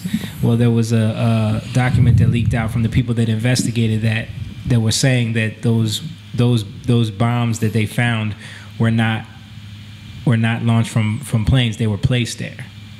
Mm. You know what I mean? And a lot of people are saying that this is lining up with the fact that they keep creating these situations, whereas it's just like what they say they did with Libya with what's his name? Yeah. When they want a result, when they want a reason to create war, to go in, and there's that clip of Trump. I actually saw it on Joe Rogan where he was talking about like Trump actually talked about a military industrial complex. I wish we could pull it up. Right. Where he literally was doing an interview and he was like talking about how he wanted to pull troops out and everyone went crazy. Yeah. You know what I mean? He was like, it was like they want war. Yeah. They want because they make too much money. Because it's off money, of it. bro. Yeah. Yeah. I read something. I can't remember the name of the concept, but you essentially create the conflict and then provide the solution. It's Right. like the 5 steps forward and 3 steps back. The concept is this: it's like gas went from $1.75 to all the way to $5, Right. and people were screaming. Because of Katrina, right? Right, people were screaming, "What the Supposedly. hell?" It was screaming, "Oh, fine. We'll bring it down to $4.50 or Right. $4.25," and people are like, "Geez, that's much better." Yeah. You don't realize that they basically tricked you. That's what Still they wanted $2 to be. more than it was Right. before. Yeah, exactly. Yeah. It's like that's that. So you're happy to have that. Yes, that's much better. At least I'm not paying 5. Right. But that's where they needed to be. We took 5 steps forward, but we really wanted to be 3 steps, and we took 2 steps back, and we're at 3. That's where we need to be. That's where you we guys needed to good? be. Okay, Right. good. But Yeah. isn't that's what manipulation is? That's what It's narcissism. wizardry. That's what narcissism is. It's creating a way where you can control somebody. Right. And that's Wizardry. Wizardry. Right. But this practice wasn't. It's old school because I think that somebody read that from the old mystery, the ancient mystery school. Right. Manly P. Hall talked about this. Right. Yeah. Where he was like, "How can we manipulate people? You have to take 5 steps forward and take 2 steps back, and you'll be where you need to be." Right. Yeah. It's witchcraft. Always overstep. Yeah. Go to the extreme. Don't contractors do that all the So that time? they do it all They the do. time. They do. Yeah. And like again, like you're saying, that's not like new. Like when you put your house up for sale, like We you're all do asking it. more. Yeah. We You all know, do. you're We all asking do more it. because at the end of the day, you're gonna have to You're playing a make some game. adjustments. Right. Right. You want to land somewhere. Exactly, Right. and you've got to overshoot to make Right. sure that you get there. Right. Right. So that's what they do to us to get us to move to a place where they know, because they know they can't get people to just jump. They can't get people to get rid of all their rights. Right. Right. Right. So it's like something terrible just happened. We can't tell How can we everyone, spin this? Get rid of all your guns. I We have mean- to say, let's just ban semi-automatic weapons. You know what I mean? But that's what they did in New Zealand. Yeah. You know, Yeah. and After the that's shooting, 9/11. 9/11, the Patriot Act. Yeah, they do it all the time. The Gulf of Tonkin, which was declassified to be a complete false flag event, is what got us into the Vietnam War. Yeah, exactly. You know what I mean? That's why I brought it up, because it's the same thing over and over again. Yeah. This is Hey, it works. been happening. It works. It man. works, You know but what's crazy is the guy responsible for that was what's the dude? Jim Morrison's father. Yeah. Jim Morrison- Wow. Yeah. Yeah. Jim Morrison's father was a admiral. Jim Morrison of the Doors. Yeah. Yeah. And like a lot of people don't even know that whole connection of all of the military people with the music of the psychedelic movement and the counterculture movement of the 60s, and how all those people are connected to like high up military officials, which is weird. Weird, like Jim Morrison, someone who never had interest in music his whole life, all of a sudden becomes this huge star, but his dad is the one responsible for the Gulf of Tonkin thing. Like, It's just these weird coincidences that like how do you explain that? How do you explain that all of these people lived in the same community? You know, Crosby, Stills and Nash, Neil Young, the Byrds, all of Mamas them. and Papas. Mamas and Papas, yeah. All of them are from the same community, and they're all connected to military people. It's weird, man. And there was no music scene there before they established, and where they lived was a military base. You know, it's weird.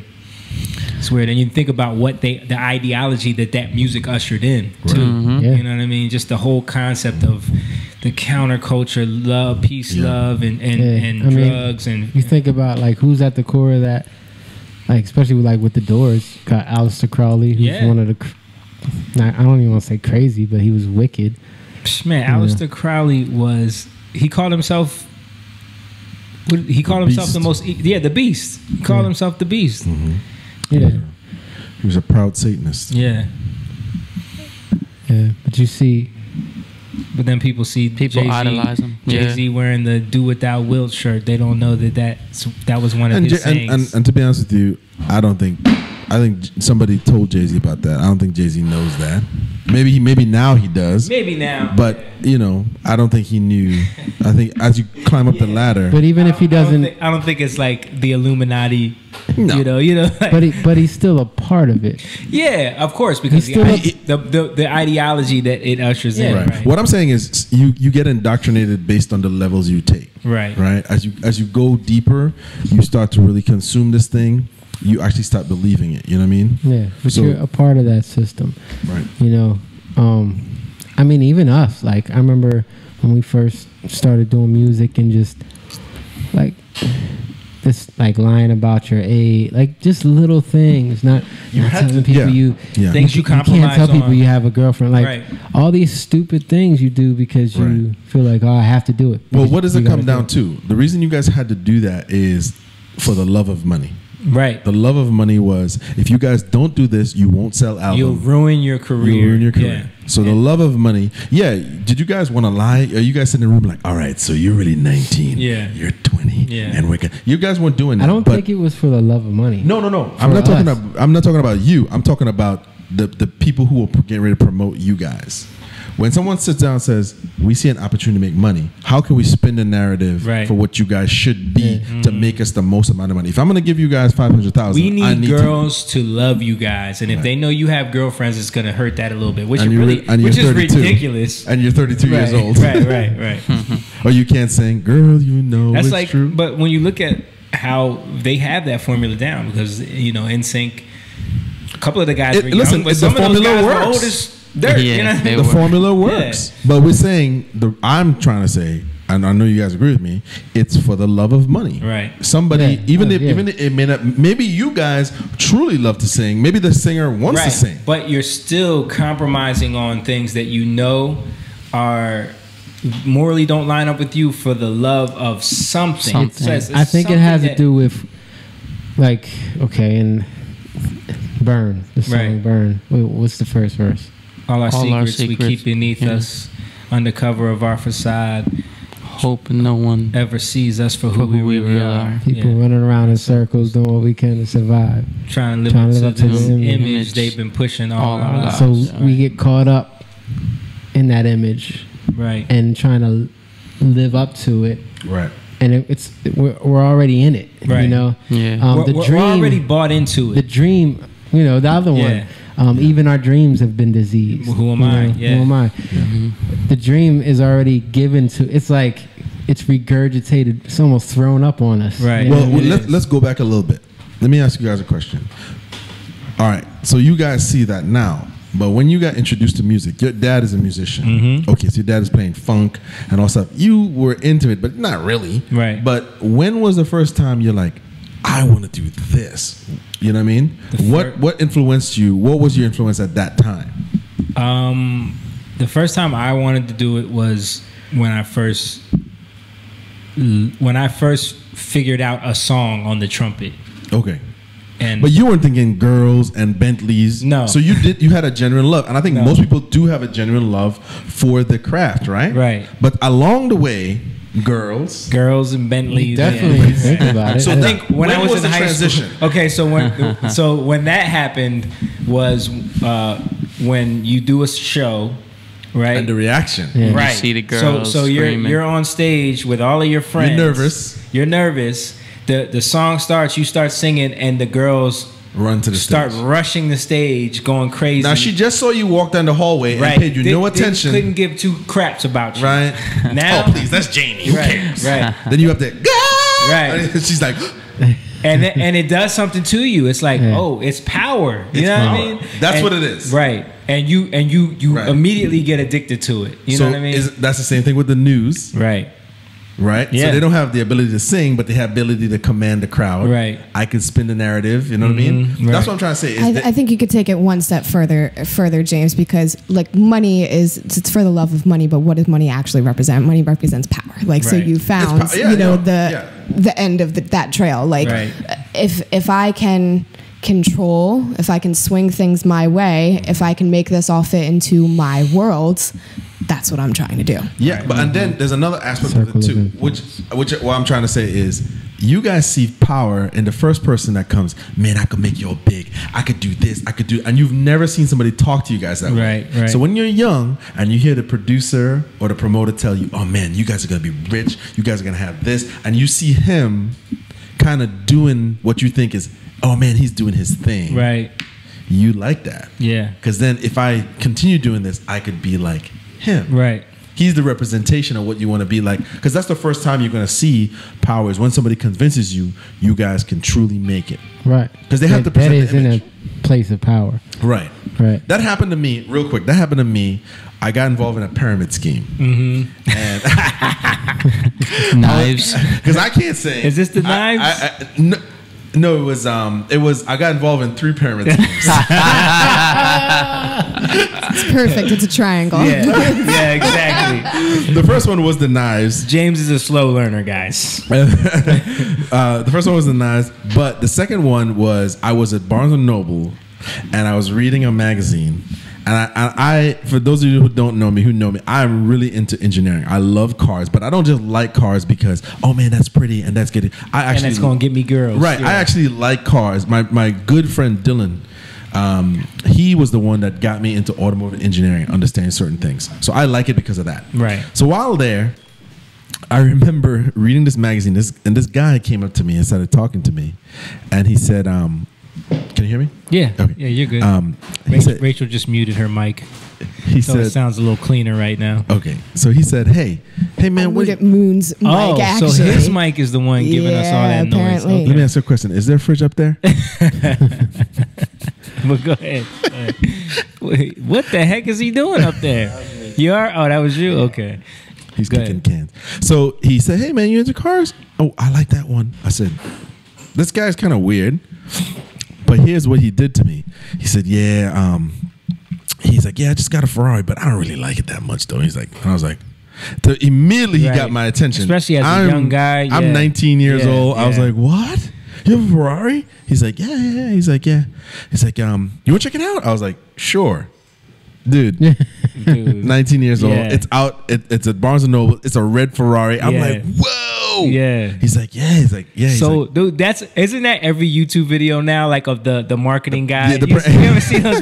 They're like, oh yeah, you want to see how you can make a bunch of money, and they got all their cars behind. I'm just hanging them, out with my like, yeah, Ferrari. Just hanging out. You know, They always look Yeah. disconnected. Yeah. I'm bored. Yeah. My Ferrari's over there. I I have just had 18 steak. cars. I don't Yeah, care. yeah. So, but what I'm saying is, my correlation was the car. Mm-hmm. The car was like, wow. The car. The correlation for you guys, girls, power. You know what I mean? Right. And he told me, he said, And fame, yeah, right? Fame. Yeah. So then he told me, he said, hey, what are you doing? Are you busy? I mean, I was busy, but Yeah. I made it. I was like, listen, the person Tell I me was how to get to the yams, brother. I want to get to the person I was yams. gonna see exactly. I was like, I don't care about them. I want to be with you, Mr. Yeah, Ferrari, right, man. right. He's like, Right. he's like, you know what? You probably don't even want to do this. I was like, he's like, but I have a meeting going on right down the street. He's like, you want to come? This guy literally ran to They were like, we don't have enough people. We don't have enough idiots in here, Frank. He's like, I'll be right back. And he ran down, and it was me and a bunch of other guys. Wow. And we all showed up, and we were all like, Ferrari, Lamborghini, Aston Martin, I'm in. Right. Dude, it was selling, like, instead of Tide, it would be Mide. Right. I know what you're talking about. Instead of Big one of those Pens, like would be Market America brand. Yeah. It's like, instead of Big Pens, would be it's like, Vic Pen. and all you got to tell them is this the same thing. Same thing, man. You just get it for a discount. Like, And you gotta all I go thought do about, it. all I thought about was me in a Ferrari under Benjamin Franklin. I wanted to. Going You were to South thinking. Yeah. You guys were thinking girls and money. I'm thinking We're thinking, Ferrari. yeah. So I'm saying the attraction to Right. whatever that thing is was what I was attracted to, and he got me Mm-hmm. because he knew what young guy is not. No, Yeah. man, I don't care about cars. Right. Anyway, But it was already there. it was already there. Right. It was in me. It was already put there. It was Right. in It me, was already and he programmed. knew how to pull that right out of me, and he got me. Yep. And now I'm saying, so the producer now who comes and says, man, you guys are good looking. You're 19 now. You're 22. No girlfriends, right? No girlfriends, Yeah, right? That- We dude, heard that all the time. All the time. All the time. But the beautiful thing about it with our group and our organization and Dave and everything is that we never fell for that shit. Like, we never got pulled into those situations that could have, Right. put us in that position that a lot of these Yeah. artists were in, But we still were naive. Oh yeah, We absolutely. still had like, maybe Yeah. there's something out there. Yeah. It's Right. better, Right. and which is bullshit. Right. Well, that's what I'm saying. That initial attraction Yeah. is what. Once you see that, you can't unsee it. Right. Because you meet that. I was like, wow, I could have a Ferrari. Like, that's what it was for me. And then whatever came with the Ferrari, I wanted all of it. Right. Of course. You know what I mean? But I'm not getting no Ferrari selling shampoo. Right. You know what I mean? Selling my shampoo. He needed me to see that for me to believe in it. Right. So a guy would be like, "Hey Jamie, go in the cabin over there and just take out 20,000. You go in there and he has 500,000 of That's bills, what- and you're like, but you have that? That's what drug dealers do a lot of times to recruit younger guys. Right. It's like, oh, yo, go over there and get that money from me. A promoter said that's how he got. I don't know if it was Muhammad Ali. I could be misquoting here, but one of the famous boxers, I think it might be Muhammad Ali. Don King had this strategy. Yeah. He would borrow money from like loan sharks, I guess. And he would have a safe in a penthouse that he rented, and he would get a boxer to come up to the penthouse, and the penthouse, he said, listen, I want to sign you up for this fight, blah blah, you do this, and he would tell him, right now I'm going to give you 12,000. He's like, they never seen 12,000 Cash, right. He's like, I'm about to make them see 500,000. So I told them they're gonna get 12,000 to fight for me. When they open the safe and they see 500,000, what do you think is gonna happen? Right. They're gonna sign over a contract right then and there. Hey man, do you want to sign up this contract? Somebody forgot to turn their phone off. Sorry, guys. So that was a tactic that he would use, Right. and it works. It really does work. Yeah. Because my whole point, what I'm trying to say is, it's what's inside of us that wakes us up at that moment. We're like, I want that, and we know Right. it's not right for us, but I want it. It's the art of manipulation, but you Right. can't manipulate what's not there. You know what I mean? Right. And that's the key. And I think people are starting to wake up. They are, but it's always going to exist, though. Slowly, Yeah, of course. Always going to exist. And that's, go ahead. I think the big thing, right, is like having an awareness that these things are happening. Right. So like we trust our Facebook and our Twitter and all these things Right. so much that they would never silence us or turn Right. against us. Or use it as a tool to program us. Right. We've already lived, like I've already been here for 29 years and a bunch of stuff has influenced me and made me think the things that I do and have the emotional reactions that I do. But if I just keep feeding into that and allowing it to happen and saying, this is who I am and this is how I make decisions, Right. without like taking it a little bit deeper and saying, Why? No, exactly. Why? Letting like, it stew a little bit. why do I feel that way? And Right. if I actually sit down and think about it and don't just do the reactionary thing, but instead literally wait a day before making that purchase or talking to that person or whatever, you make maybe your internal decision, the decision that you can actually make if you sit quiet for a second, if you're still for a second and don't just do everything based off of what we always are influenced by. Right. Yeah. Which I want to add to that. You actually unlock a better thought process when you're able to sit back. Yeah. Because what happens is you're like, why? I don't even need that. Why? Because what you do is when you start slowing down the process of, wait, hold on. I don't need this, or I don't want this, or why do I need this much friends, or why do I need to be in the know?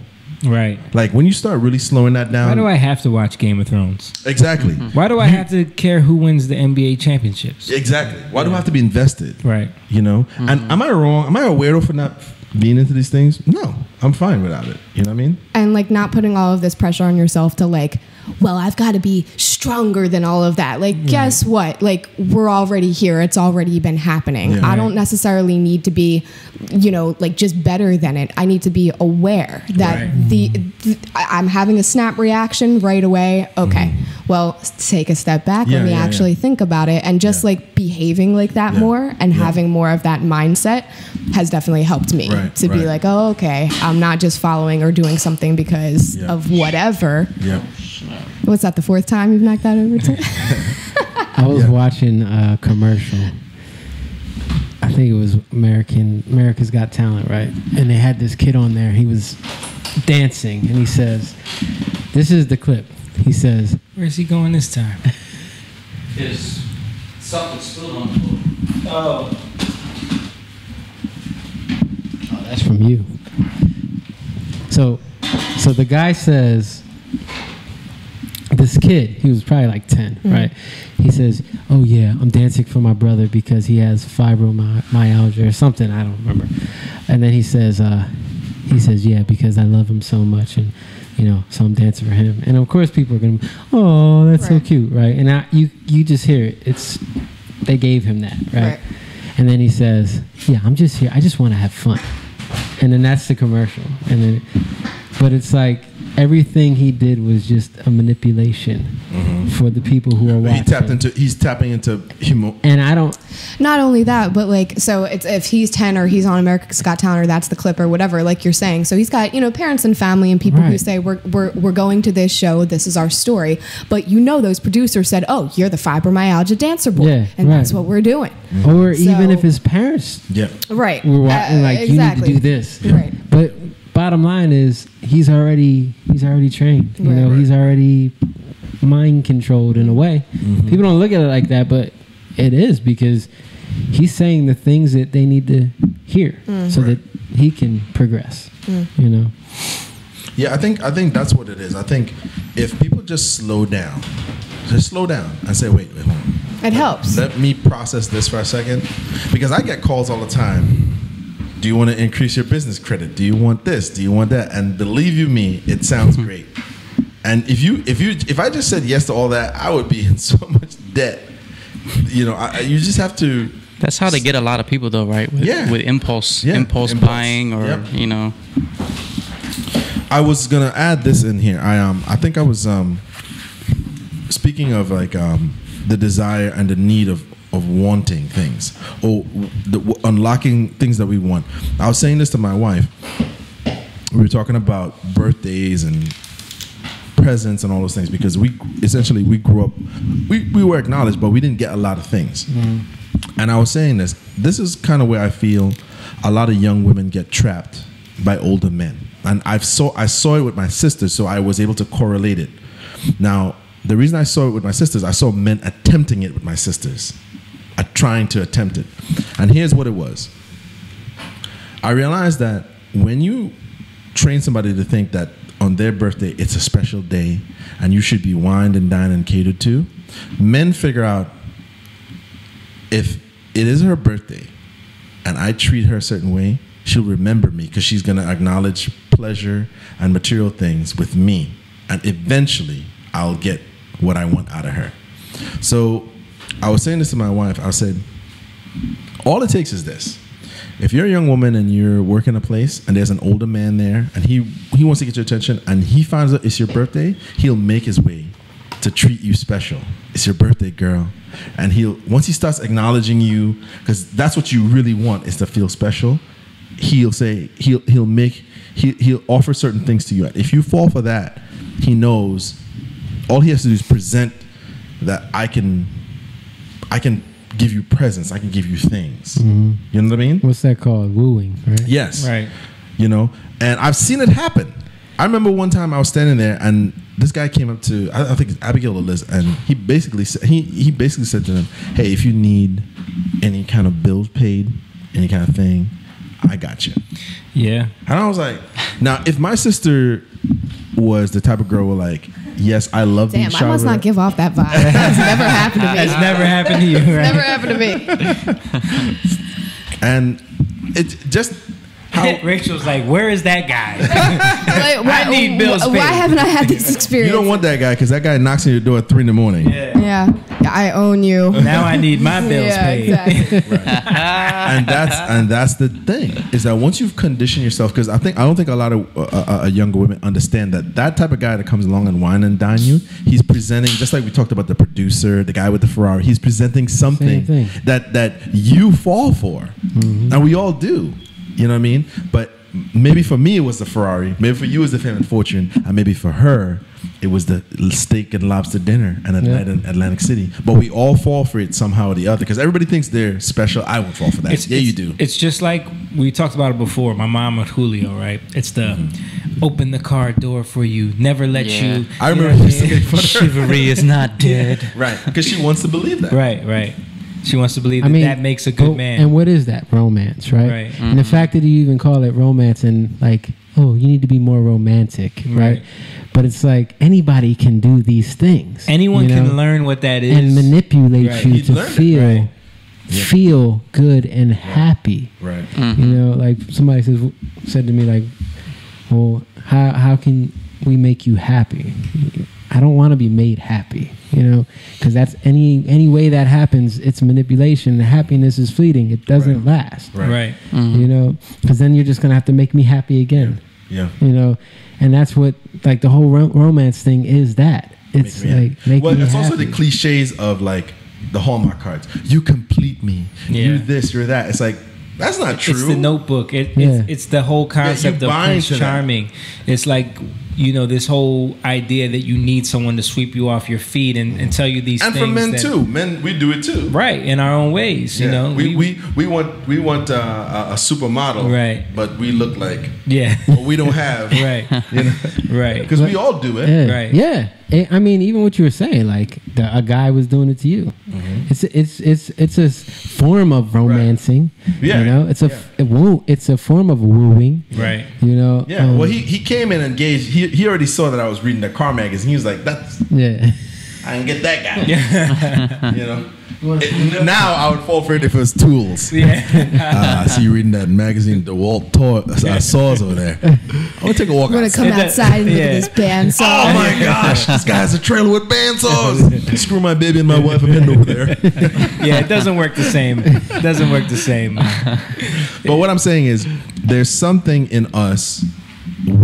All of us, nobody's exempt from this, that triggers that thing, and we go run into it, and then we're like, this is not what I thought. But did you slow down to think this person's trying to manipulate you? Yep. You know what I mean? But I think sometimes you won't even be able to see it.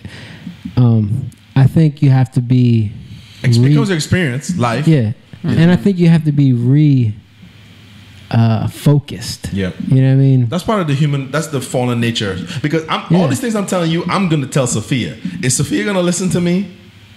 No. But she might be able to spot certain situations better than you could when you were her age. You know what I'm saying? Like that's the only thing we can hope for is that we can give them a little leg up on what we had. Right. You know. And my goal is to spend lots of time not commanding her, but talking to her. Like, listen, hold on.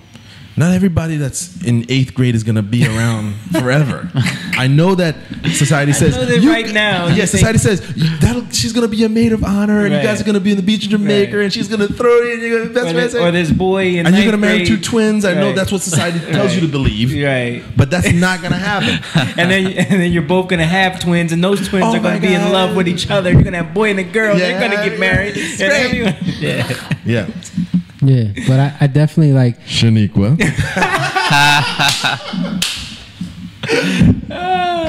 That's my wife, guys. Yeah, I can make fun of her. There's something in Revelations it says, talking about the church of Ephesians, and it said Jesus says you lost your first love.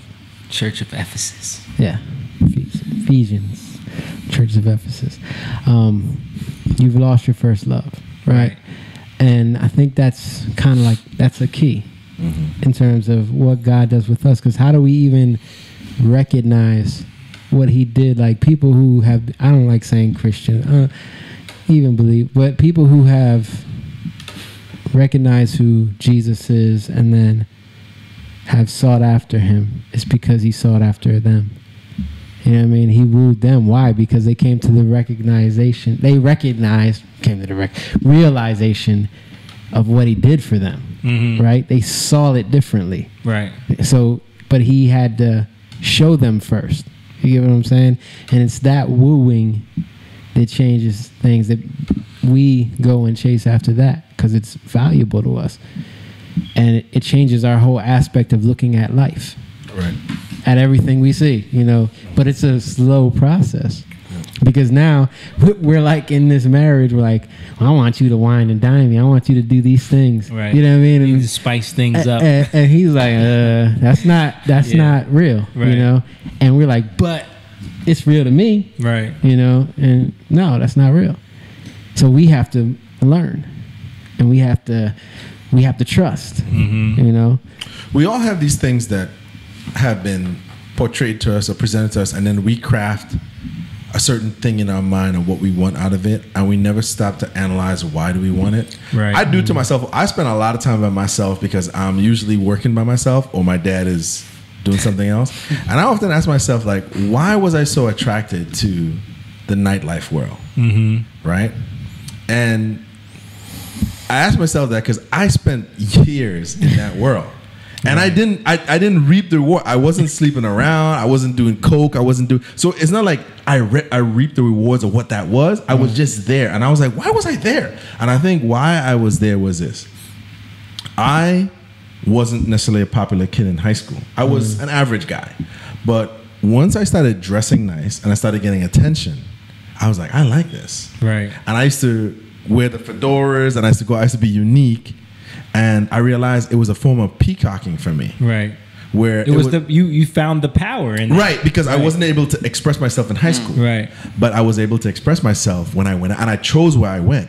And he was hanging out with them Venezuelans. Right. I chose where so I try to assimilate to their group. Yeah. And I try to fit in because there was no Trinidadians. I wasn't the typical black guy. I wasn't in R&B. Right. So I was like, where do I fit? Where the hell do I fit in? Yeah. Trinidadian, half black Indian dude that likes jazz and acid jazz and weird music. Like, where do I fit in? I don't fit in any. I wasn't going to those type of clubs. So I realized I was trying to find my place. And in finding the place, I went down a path where I didn't find nothing. I was just basically trying to belong to a group that I never vetted these people. I never looked into who they are or their characters or the things they were doing to see if it matched up to what I really was. You know what I mean? You lacked identity, so you're seeking out identity. I was seeking out identity. Right. Yeah. And I think we all do that. We all do that. Yep. So We all do now that. social media allows you to craft your identity. Yeah.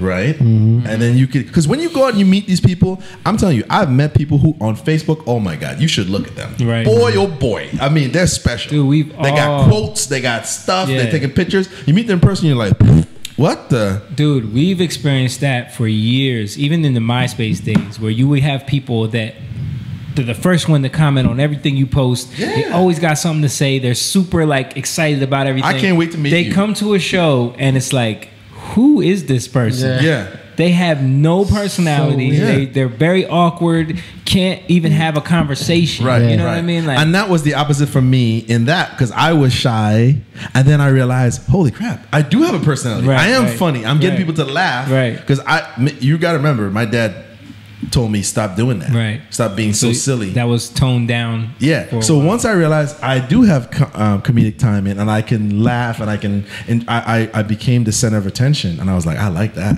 Yeah. And I could be different. So while all the guys were wearing the stupid seashells and the like little tattoos, I was James Garcia. Jorge. I didn't want to be like that. I was like, you know what? I'm not attracted to that. He's girl. getting married, isn't he? I think so. Yeah, I just saw that. She finally broke him down. Jorge, after 7 man. years. Jorge is finally gonna get married. Yeah. Yeah. Jorge's gonna be I 40. thought I know. I thought that dude was never gonna give up his party. bachelorism. Yeah, his party life. But I realized in all of that, I was unique. And I realized, holy crap, like, what am I doing? Like, why am I wearing these stupid Yeah. white pants in What? Atlantic City? Like, what am I White doing? I'm not pants? no salsa guy. Yeah. But I did it because they were all doing it. And I was Listen, like, man, but I this did isn't it. me. Remember you said your friend couldn't get in the club because he had on Gucci slippers. We go to Atlantic City. It's like $60 to get in. $60. We get in, and then he calls me. Can you come out and give me your shoes? I was like, what? He said, I can't get in because we told him. We said his name is Mario. We said, Mario, you're not gonna get in. He's wearing all white linen with like Gucci sandals, like the Jesus sandals, but like the, you know what I mean? And they were like, you can't get in. So now we have to figure out a way how to smuggle shoes out to him and come back in bare feet. Like what? Like we went Totally through, sounds worth it. Wow. Totally sounds like an amazing so I time. just gave up. I said I can't. You know what I mean? Wow. Yeah. So what I'm trying to say is, I realized during the course of starting my business and really spending time by myself, I realized, boy oh boy, I was idiotic. But a lot of it came with me trying to fit in. I think basically that's what it is. People try to fit into what they think they want how people should see them, and they craft this thing, and then they can't give up.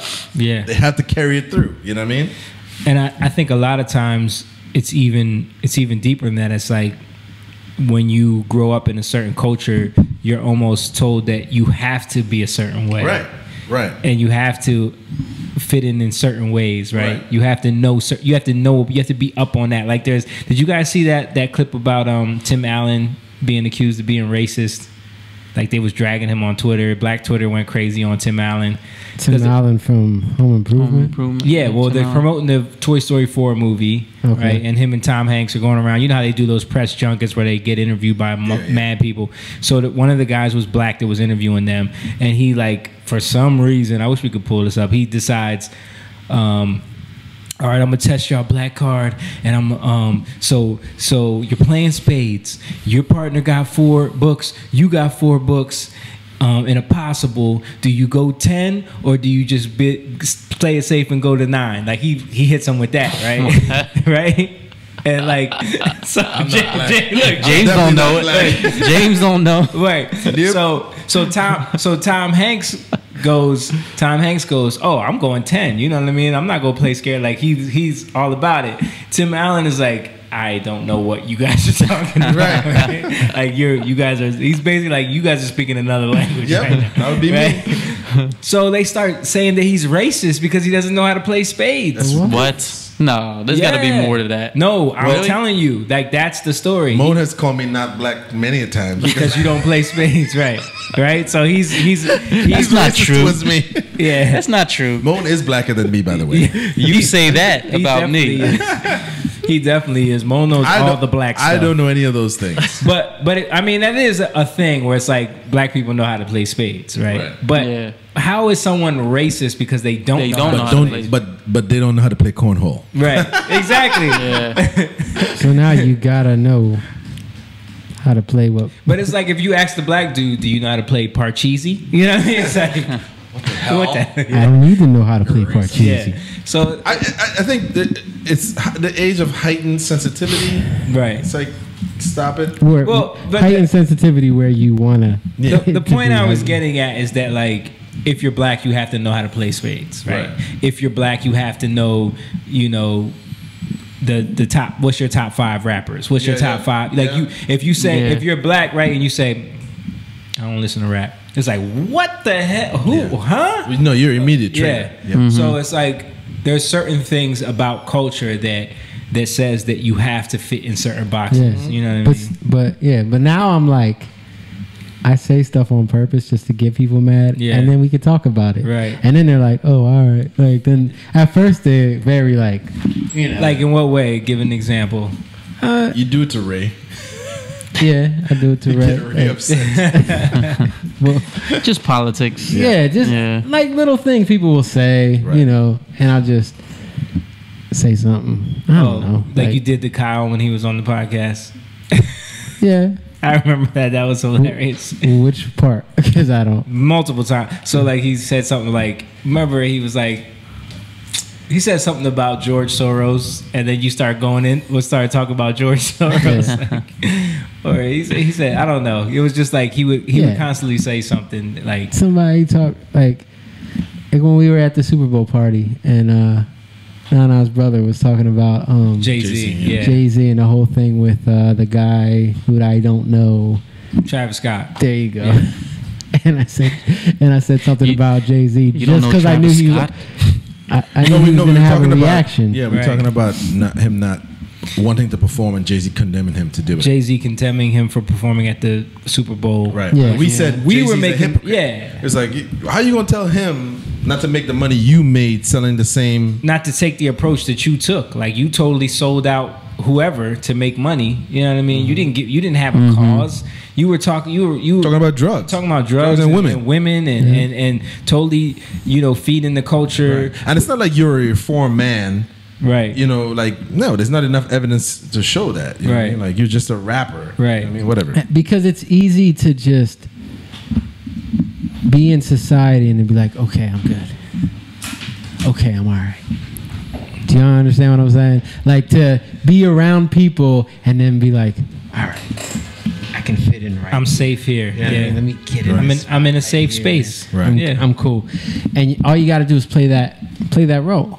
Well, I think there's a reason for that. I think people don't practice how to have dialogue where the dialogue you might have a disagreement. People essentially try to surround themselves in the black community. Yeah, well, not just the black community. I think it's just. That's a lot of communities, though. Like the Christian community, like you can break it down when he was talking about it, a lot of different groups. When you were talking about comfort, I just thought about church. Yeah. Well, you try to surround yourself with people who feel the same way you do. Think the same way you do. Yeah, think the same way you do because you don't really want to be challenged. Right. Or be in situations where you are forced to disagree and grow because it's uncomfortable. Yeah. That doesn't make for good brunch, you know? Exactly. So, and that's, to me, that's fun. Yeah. You know what I mean? And that's what that turned into because we were all there at the Super Bowl. It started out very hostile and very like everyone. What did all the wives do? Oh, the wives disappeared. You guys just want to argue. Yeah, they disappeared. The wives were like, you know, they weren't even into the game or nothing. Right. Yeah. But my thing is, they got mad because we ruined the halftime show. We argued through the whole halftime. They want to see it sucked Adam anyway. Yeah, they want to see. They want to see Adam Levine's abs. Yeah, but I think with a guitar he wasn't playing. I've learned to kind of. I don't want to say this, but I've learned to kind of relish the conflict. Right. Not in a sense like, oh my God, I love this. I want this cause. I don't want to do. Yeah, but I learned to not back down to not back down. Like, right. you know, like, no. You're okay with the discomfort that ensues for a minute. I'm okay. Let's go with it. That's the place we've all come to now as adults, as men that like have spent a lot of time researching things and rationalizing things and looking at logic and looking at ourselves too in the mirror and finding out the things that we right. I'm floored and I know I make willful mistakes. So you can't try to pretend to prove to me that you got this all figured out. Right. I know. Right. Like, no, you don't know. And, You heard something. and most of the time, when you challenge people on the things that they say they know, they have nothing to back it up. No. with. It's usually just something that they heard. I think. Yeah. I think. I heard. I think I feel. I- I think I feel. Yeah. I think I Yeah. feel. Yeah. You're like, Right. okay, that's not know, anything other than your thoughts and Yeah, feelings. right, Just so you exactly. know. And what I've noticed is like then people start telling me their whole life stories. Like every time I'm at a party or Well, something, I get because caught up in. If they tell you the life story, you'll feel sympathy for them, and you won't be so hard. You know what I mean? It's like if I And tell their you, stupid opinions that have no actual factual Right. basis. Right. Well, no, I don't mean. I mean they start opening up. Like if you, Sometimes. But not I all the think, time. But yeah. I think that can even come from a place where so you start with this discomfort situation where you might have said something and let it hang, and then they're like, "Oh, this conversation isn't going the way that I thought Right. that it did," and then that's sometimes people will be like, "Screw you," and Right. leave. Right. But sometimes, well, now I need you to understand me, and now I need you to know where I'm coming from because Right. I don't even know who I am, so I'm going to tell Right. you all about it. Right. Like people do that to me all the time, and I'm like, that happened with the same situation we're talking about because I don't know if you remember, but like it kind of got heated and then everybody just left it alone. Later on, Kyle came up to me and started telling me his whole background about like why he was Absolutely. saying what he said and how Yep. he used to be a rapper and like the influences that he had. Exactly. And then we were able to like get to a place where now he could listen. And then even Nana's brother, what's his name? yeah, after the party, he came and talked to us. Yeah, Yep. he came back up. I feel and what then, you got. right, and then he understood Yep. where we were coming from and the points that we were making, and then we got to a common ground on it. But it wasn't until like we could.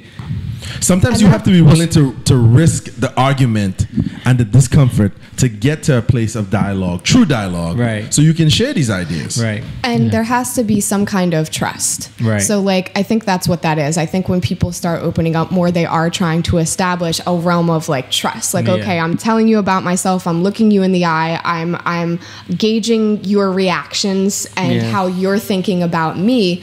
Now can I really say what I think or why I maybe think that I think it? People aren't going to have an uncomfortable discussion, or they're not going to listen to your point of view that's different if they don't trust you or they don't Right. know you. They're just like, well, what do you know? Right. Right. So in order to actually have a conversation that's not a trash conversation and is actually something of value, you have to have a trust and a respect for each other. Right. That has to be established Right. first. Right. And people don't really do that as much in friendships and acquaintances anymore. It's kind of just like It's- we hang out, we all think what we think. We talk shit and we go drink, home, yeah, you know, and but that's it, not yeah. real trust. Right. That's not Yeah. a real foundation of anything. Right. There's something like that I've been saying lately, like you can't be careful, you have to care. You know what I mean? Meaning like so many people are so He always has these quotes. Yeah.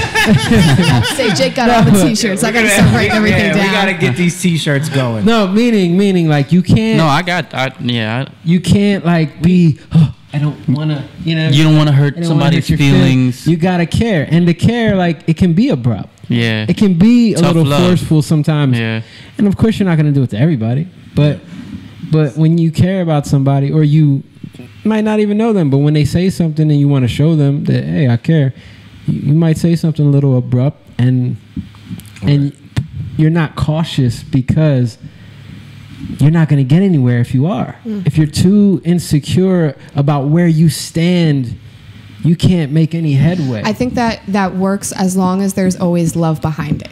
Like Yeah. as long as there's as much love as there is caring. Like I think people Well, that's mess the up care where you know thing. exactly. They're like, well, I'm going to be abrupt because, and not just love as in like I'm thinking very specifically about my parents when it comes to this, right? Like because you might have my best interest, but you're coming from a place where you're loving me the way that you know how to love me, but that's not necessarily the right way. Right. So to say like, what does this person need, and how can I how can I not be careful and squish everything down and not actually have a real conversation? But as I'm talking to them, make sure that I'm loving them the whole time that I'm talking to them.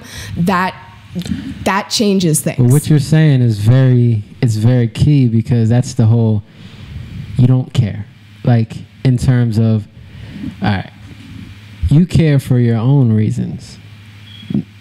Because of that person, you see it the way you see it, and you want them to see it your way. Right. There's a difference. Right. You get what I'm saying?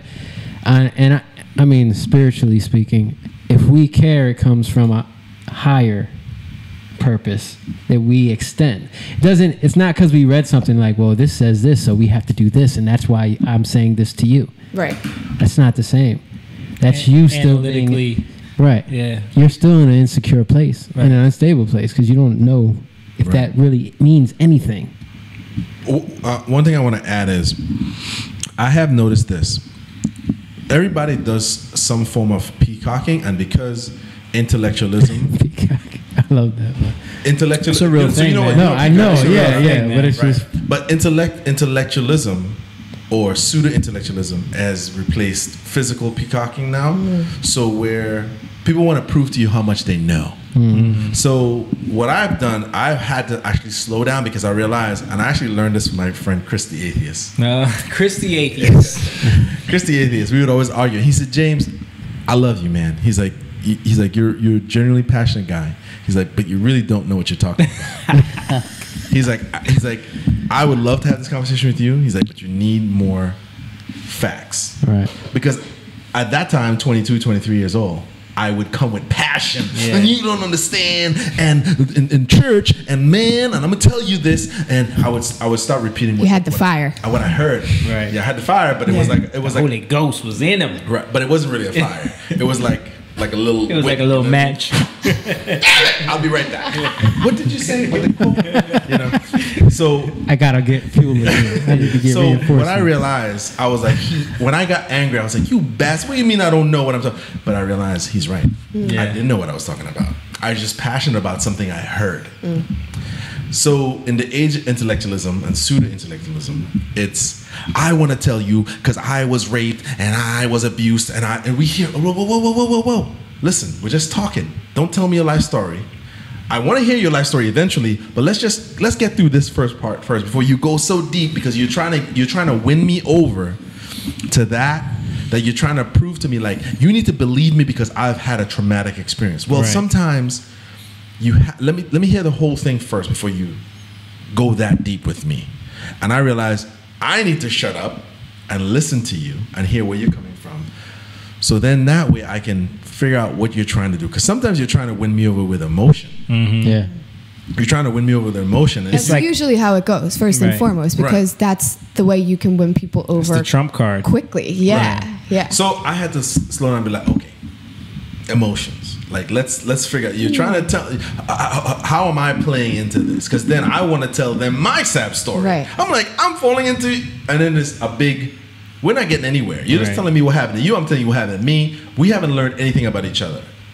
And I think a lot of times we're not spending time having conversation and letting it get uncomfortable, so that way we can figure it out. Like we talk. I don't remember who brought it up, but one of us talked about when you're a parent and you don't fight in front of your kids, we do them a disservice because we don't show them the conflict resolution after the fact. Right. So they think my mom and dad never fight. I'm fighting with you. You must be the devil. Right. But your mom and dad fought all the time. Right. You just didn't see You it. just didn't see it. Right. So you never learned that part of life. And that's what I was like, okay. Because I had to learn this jostling with customers. They're looking to find the cheapest contractor. They're hoping that I'm really good at what I do, but I'm friggin' dumb at math. Right. And I'm hoping that I land a whale where I get you to pay me a lot of money for a little bit of work.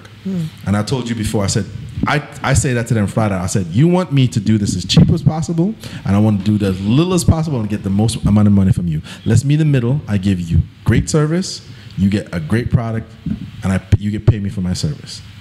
Right. So you what you do is you throw a wrench in the game from the beginning. This is what you're trying to do. This is what I'm Right. trying to do. This is what you want. You're here, and I want to Yes. be here. Let's come in the middle. Yeah, you want this put is a stop cheap as to all of it. exactly. Right. This is what you want. This is what I want. I want the most money from you for the least amount of work. You want the most amount of work for the least amount of money. Right. Let's just meet in the middle here. That's a sphere of influence spiel right there, James. But I found that if I Because tell what them it that, is getting to the source of truth Right. without playing all the let's games. not play the games. Right.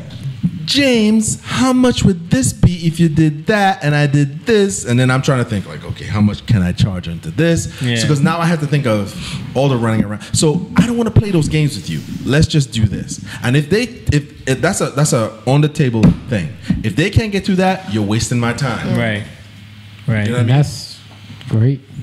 So that's what I'm saying. So I've actually gotten better because I was put in a position where I was spending time wasting time chasing them down, doing all the estimates. Yeah, sorry, James. I never hear from them. We want somebody else. You're a great guy though, but they're just using me. We'll keep you in mind for next time, James. Yeah, exactly. Yeah. So they use me. Yeah.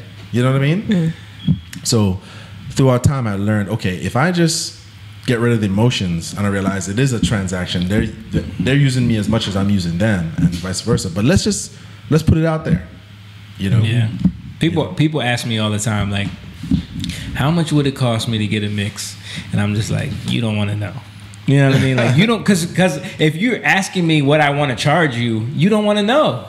Yeah. So what can you spend? You know what I mean? Like, let's not even. I'll tell you what you're gonna get for that. Right. Exactly. I got $500. Well, listen, here's what you got. Yeah, this is what I can do for that, because I'm like, if you want to, because you don't know the years that I've spent to learn to be able to do what I'm doing. Right. You can't afford to pay me for that. You know what I mean? Right. So it's like they don't understand. And you're providing a service, right? And what's the price of the service? Right. You know what I mean? Like.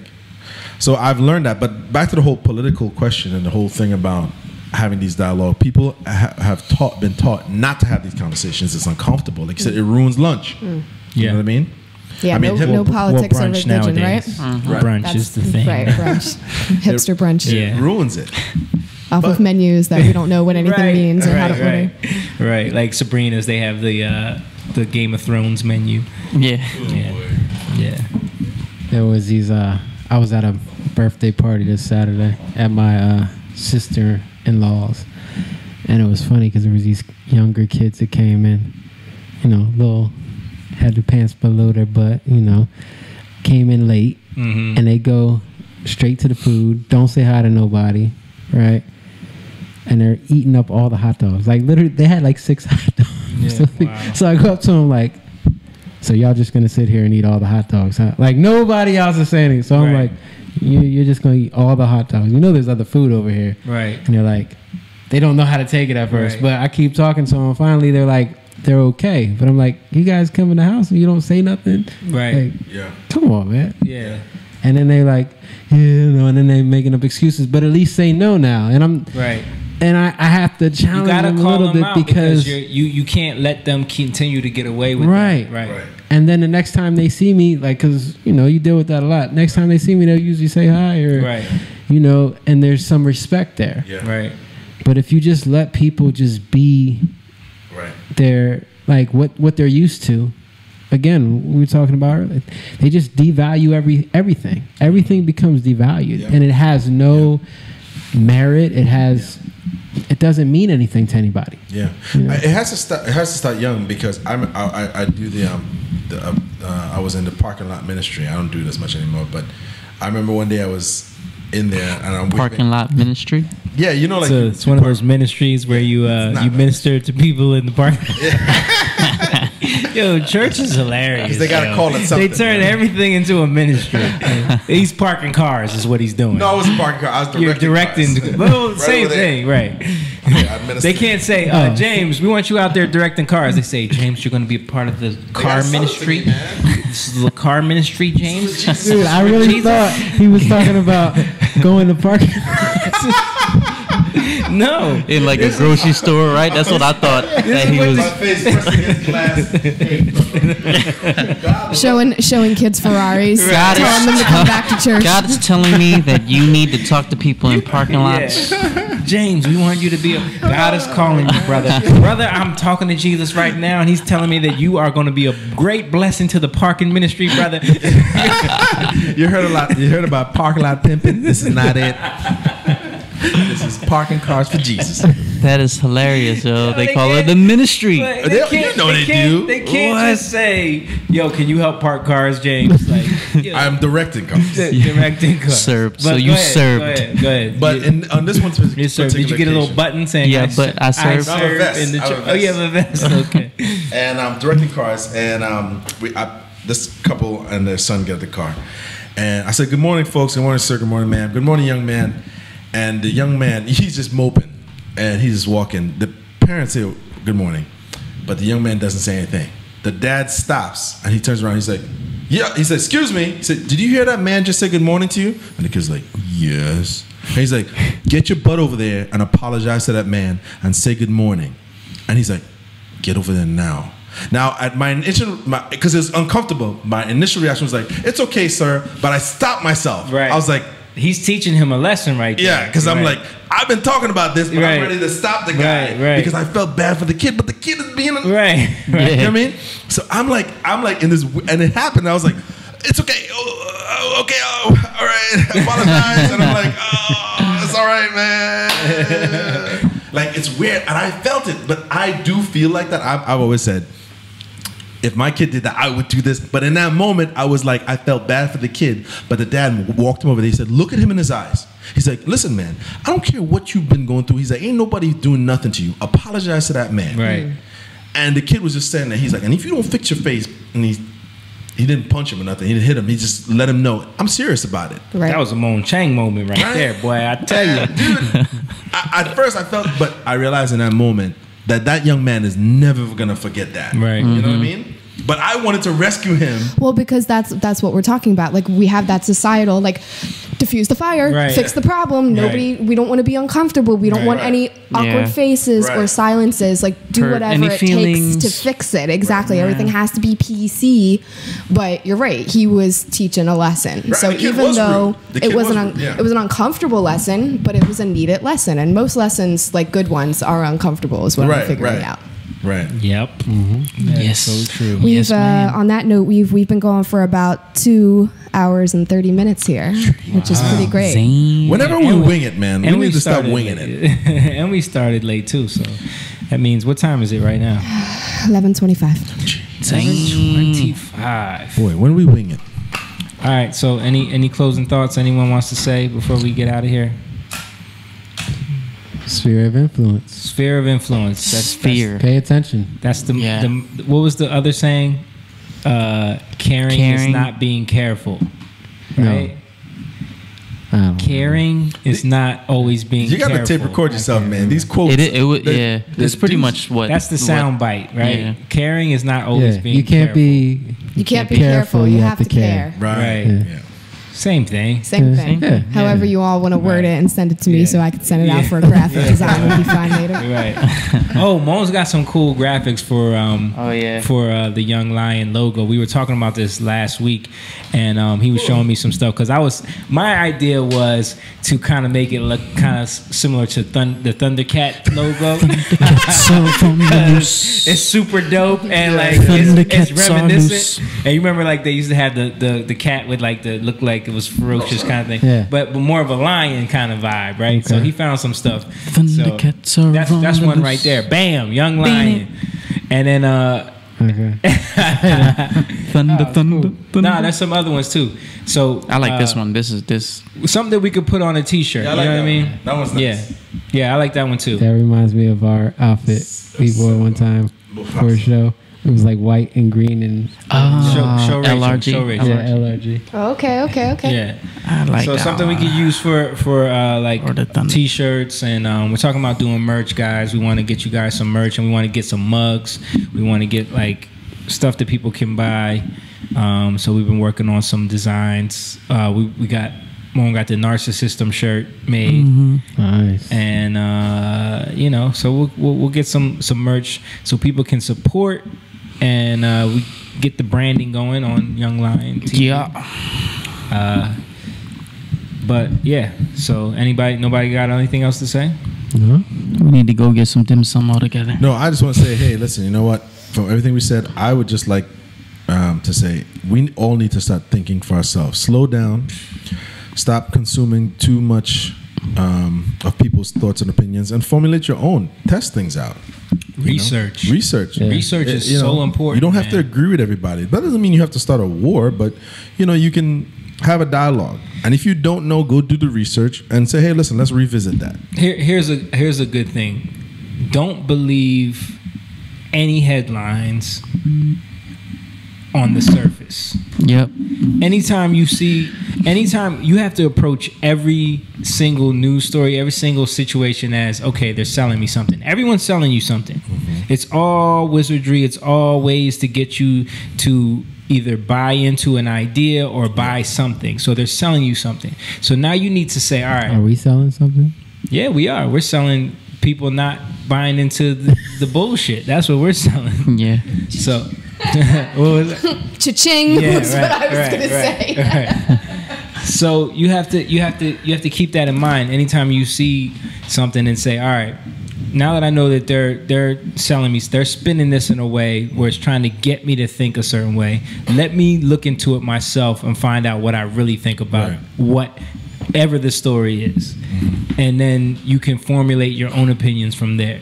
And then bounce it off of other people. Talk to people that don't agree with you. Talk to people that think differently than you. Talk to people smarter than you. If you're always the smartest one in the room, you're doing something wrong. You know what I mean? So people gotta start really learning how to expand their viewpoints on things. Yeah, I challenge myself to talk to people that I wouldn't normally talk to in certain situations. It might be a little uncomfortable because they might do things that annoy me.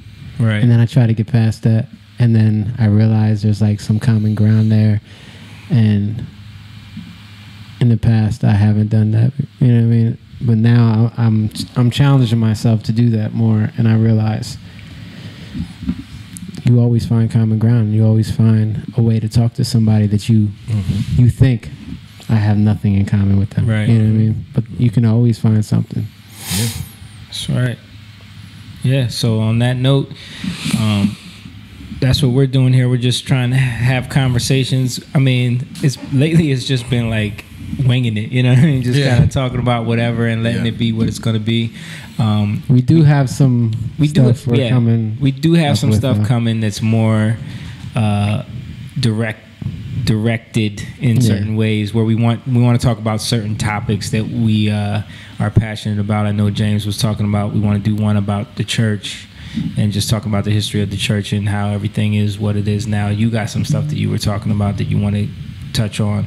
We got a lot of things to talk about. So everybody keep staying tuned to the podcast. We're going to have a really cool one coming out soon. The next episode will be up. We taped one with Moan's cousin, Pise, who is a military vet, who he is a double amputee or bilateral amputee, is that what they call it? Where he lost both of his legs in Iraq. And the story behind that is crazy. Me, Jake, and Moan were all like there when when the car came in and we drove down to DC to visit him and everything. It was a crazy situation. But stay tuned for that, and also don't forget to like and subscribe if you're watching on YouTube. If you're watching on Facebook, please share the video, like it. Let people know about the conversations that we're having. We're trying to talk about some real stuff. And also go to the Patreon, become a member, become a Young Lion, become a part of the movement. We're trying to get people to get on board with being more, instead of being sheep, be lions. We love you guys. We'll see you guys next week, and have a good night. We out of here. Peace. Young lion, go live, yeah. Young lion, you rich, yeah. This kingdom has room, yeah. Go and fight people in, woo.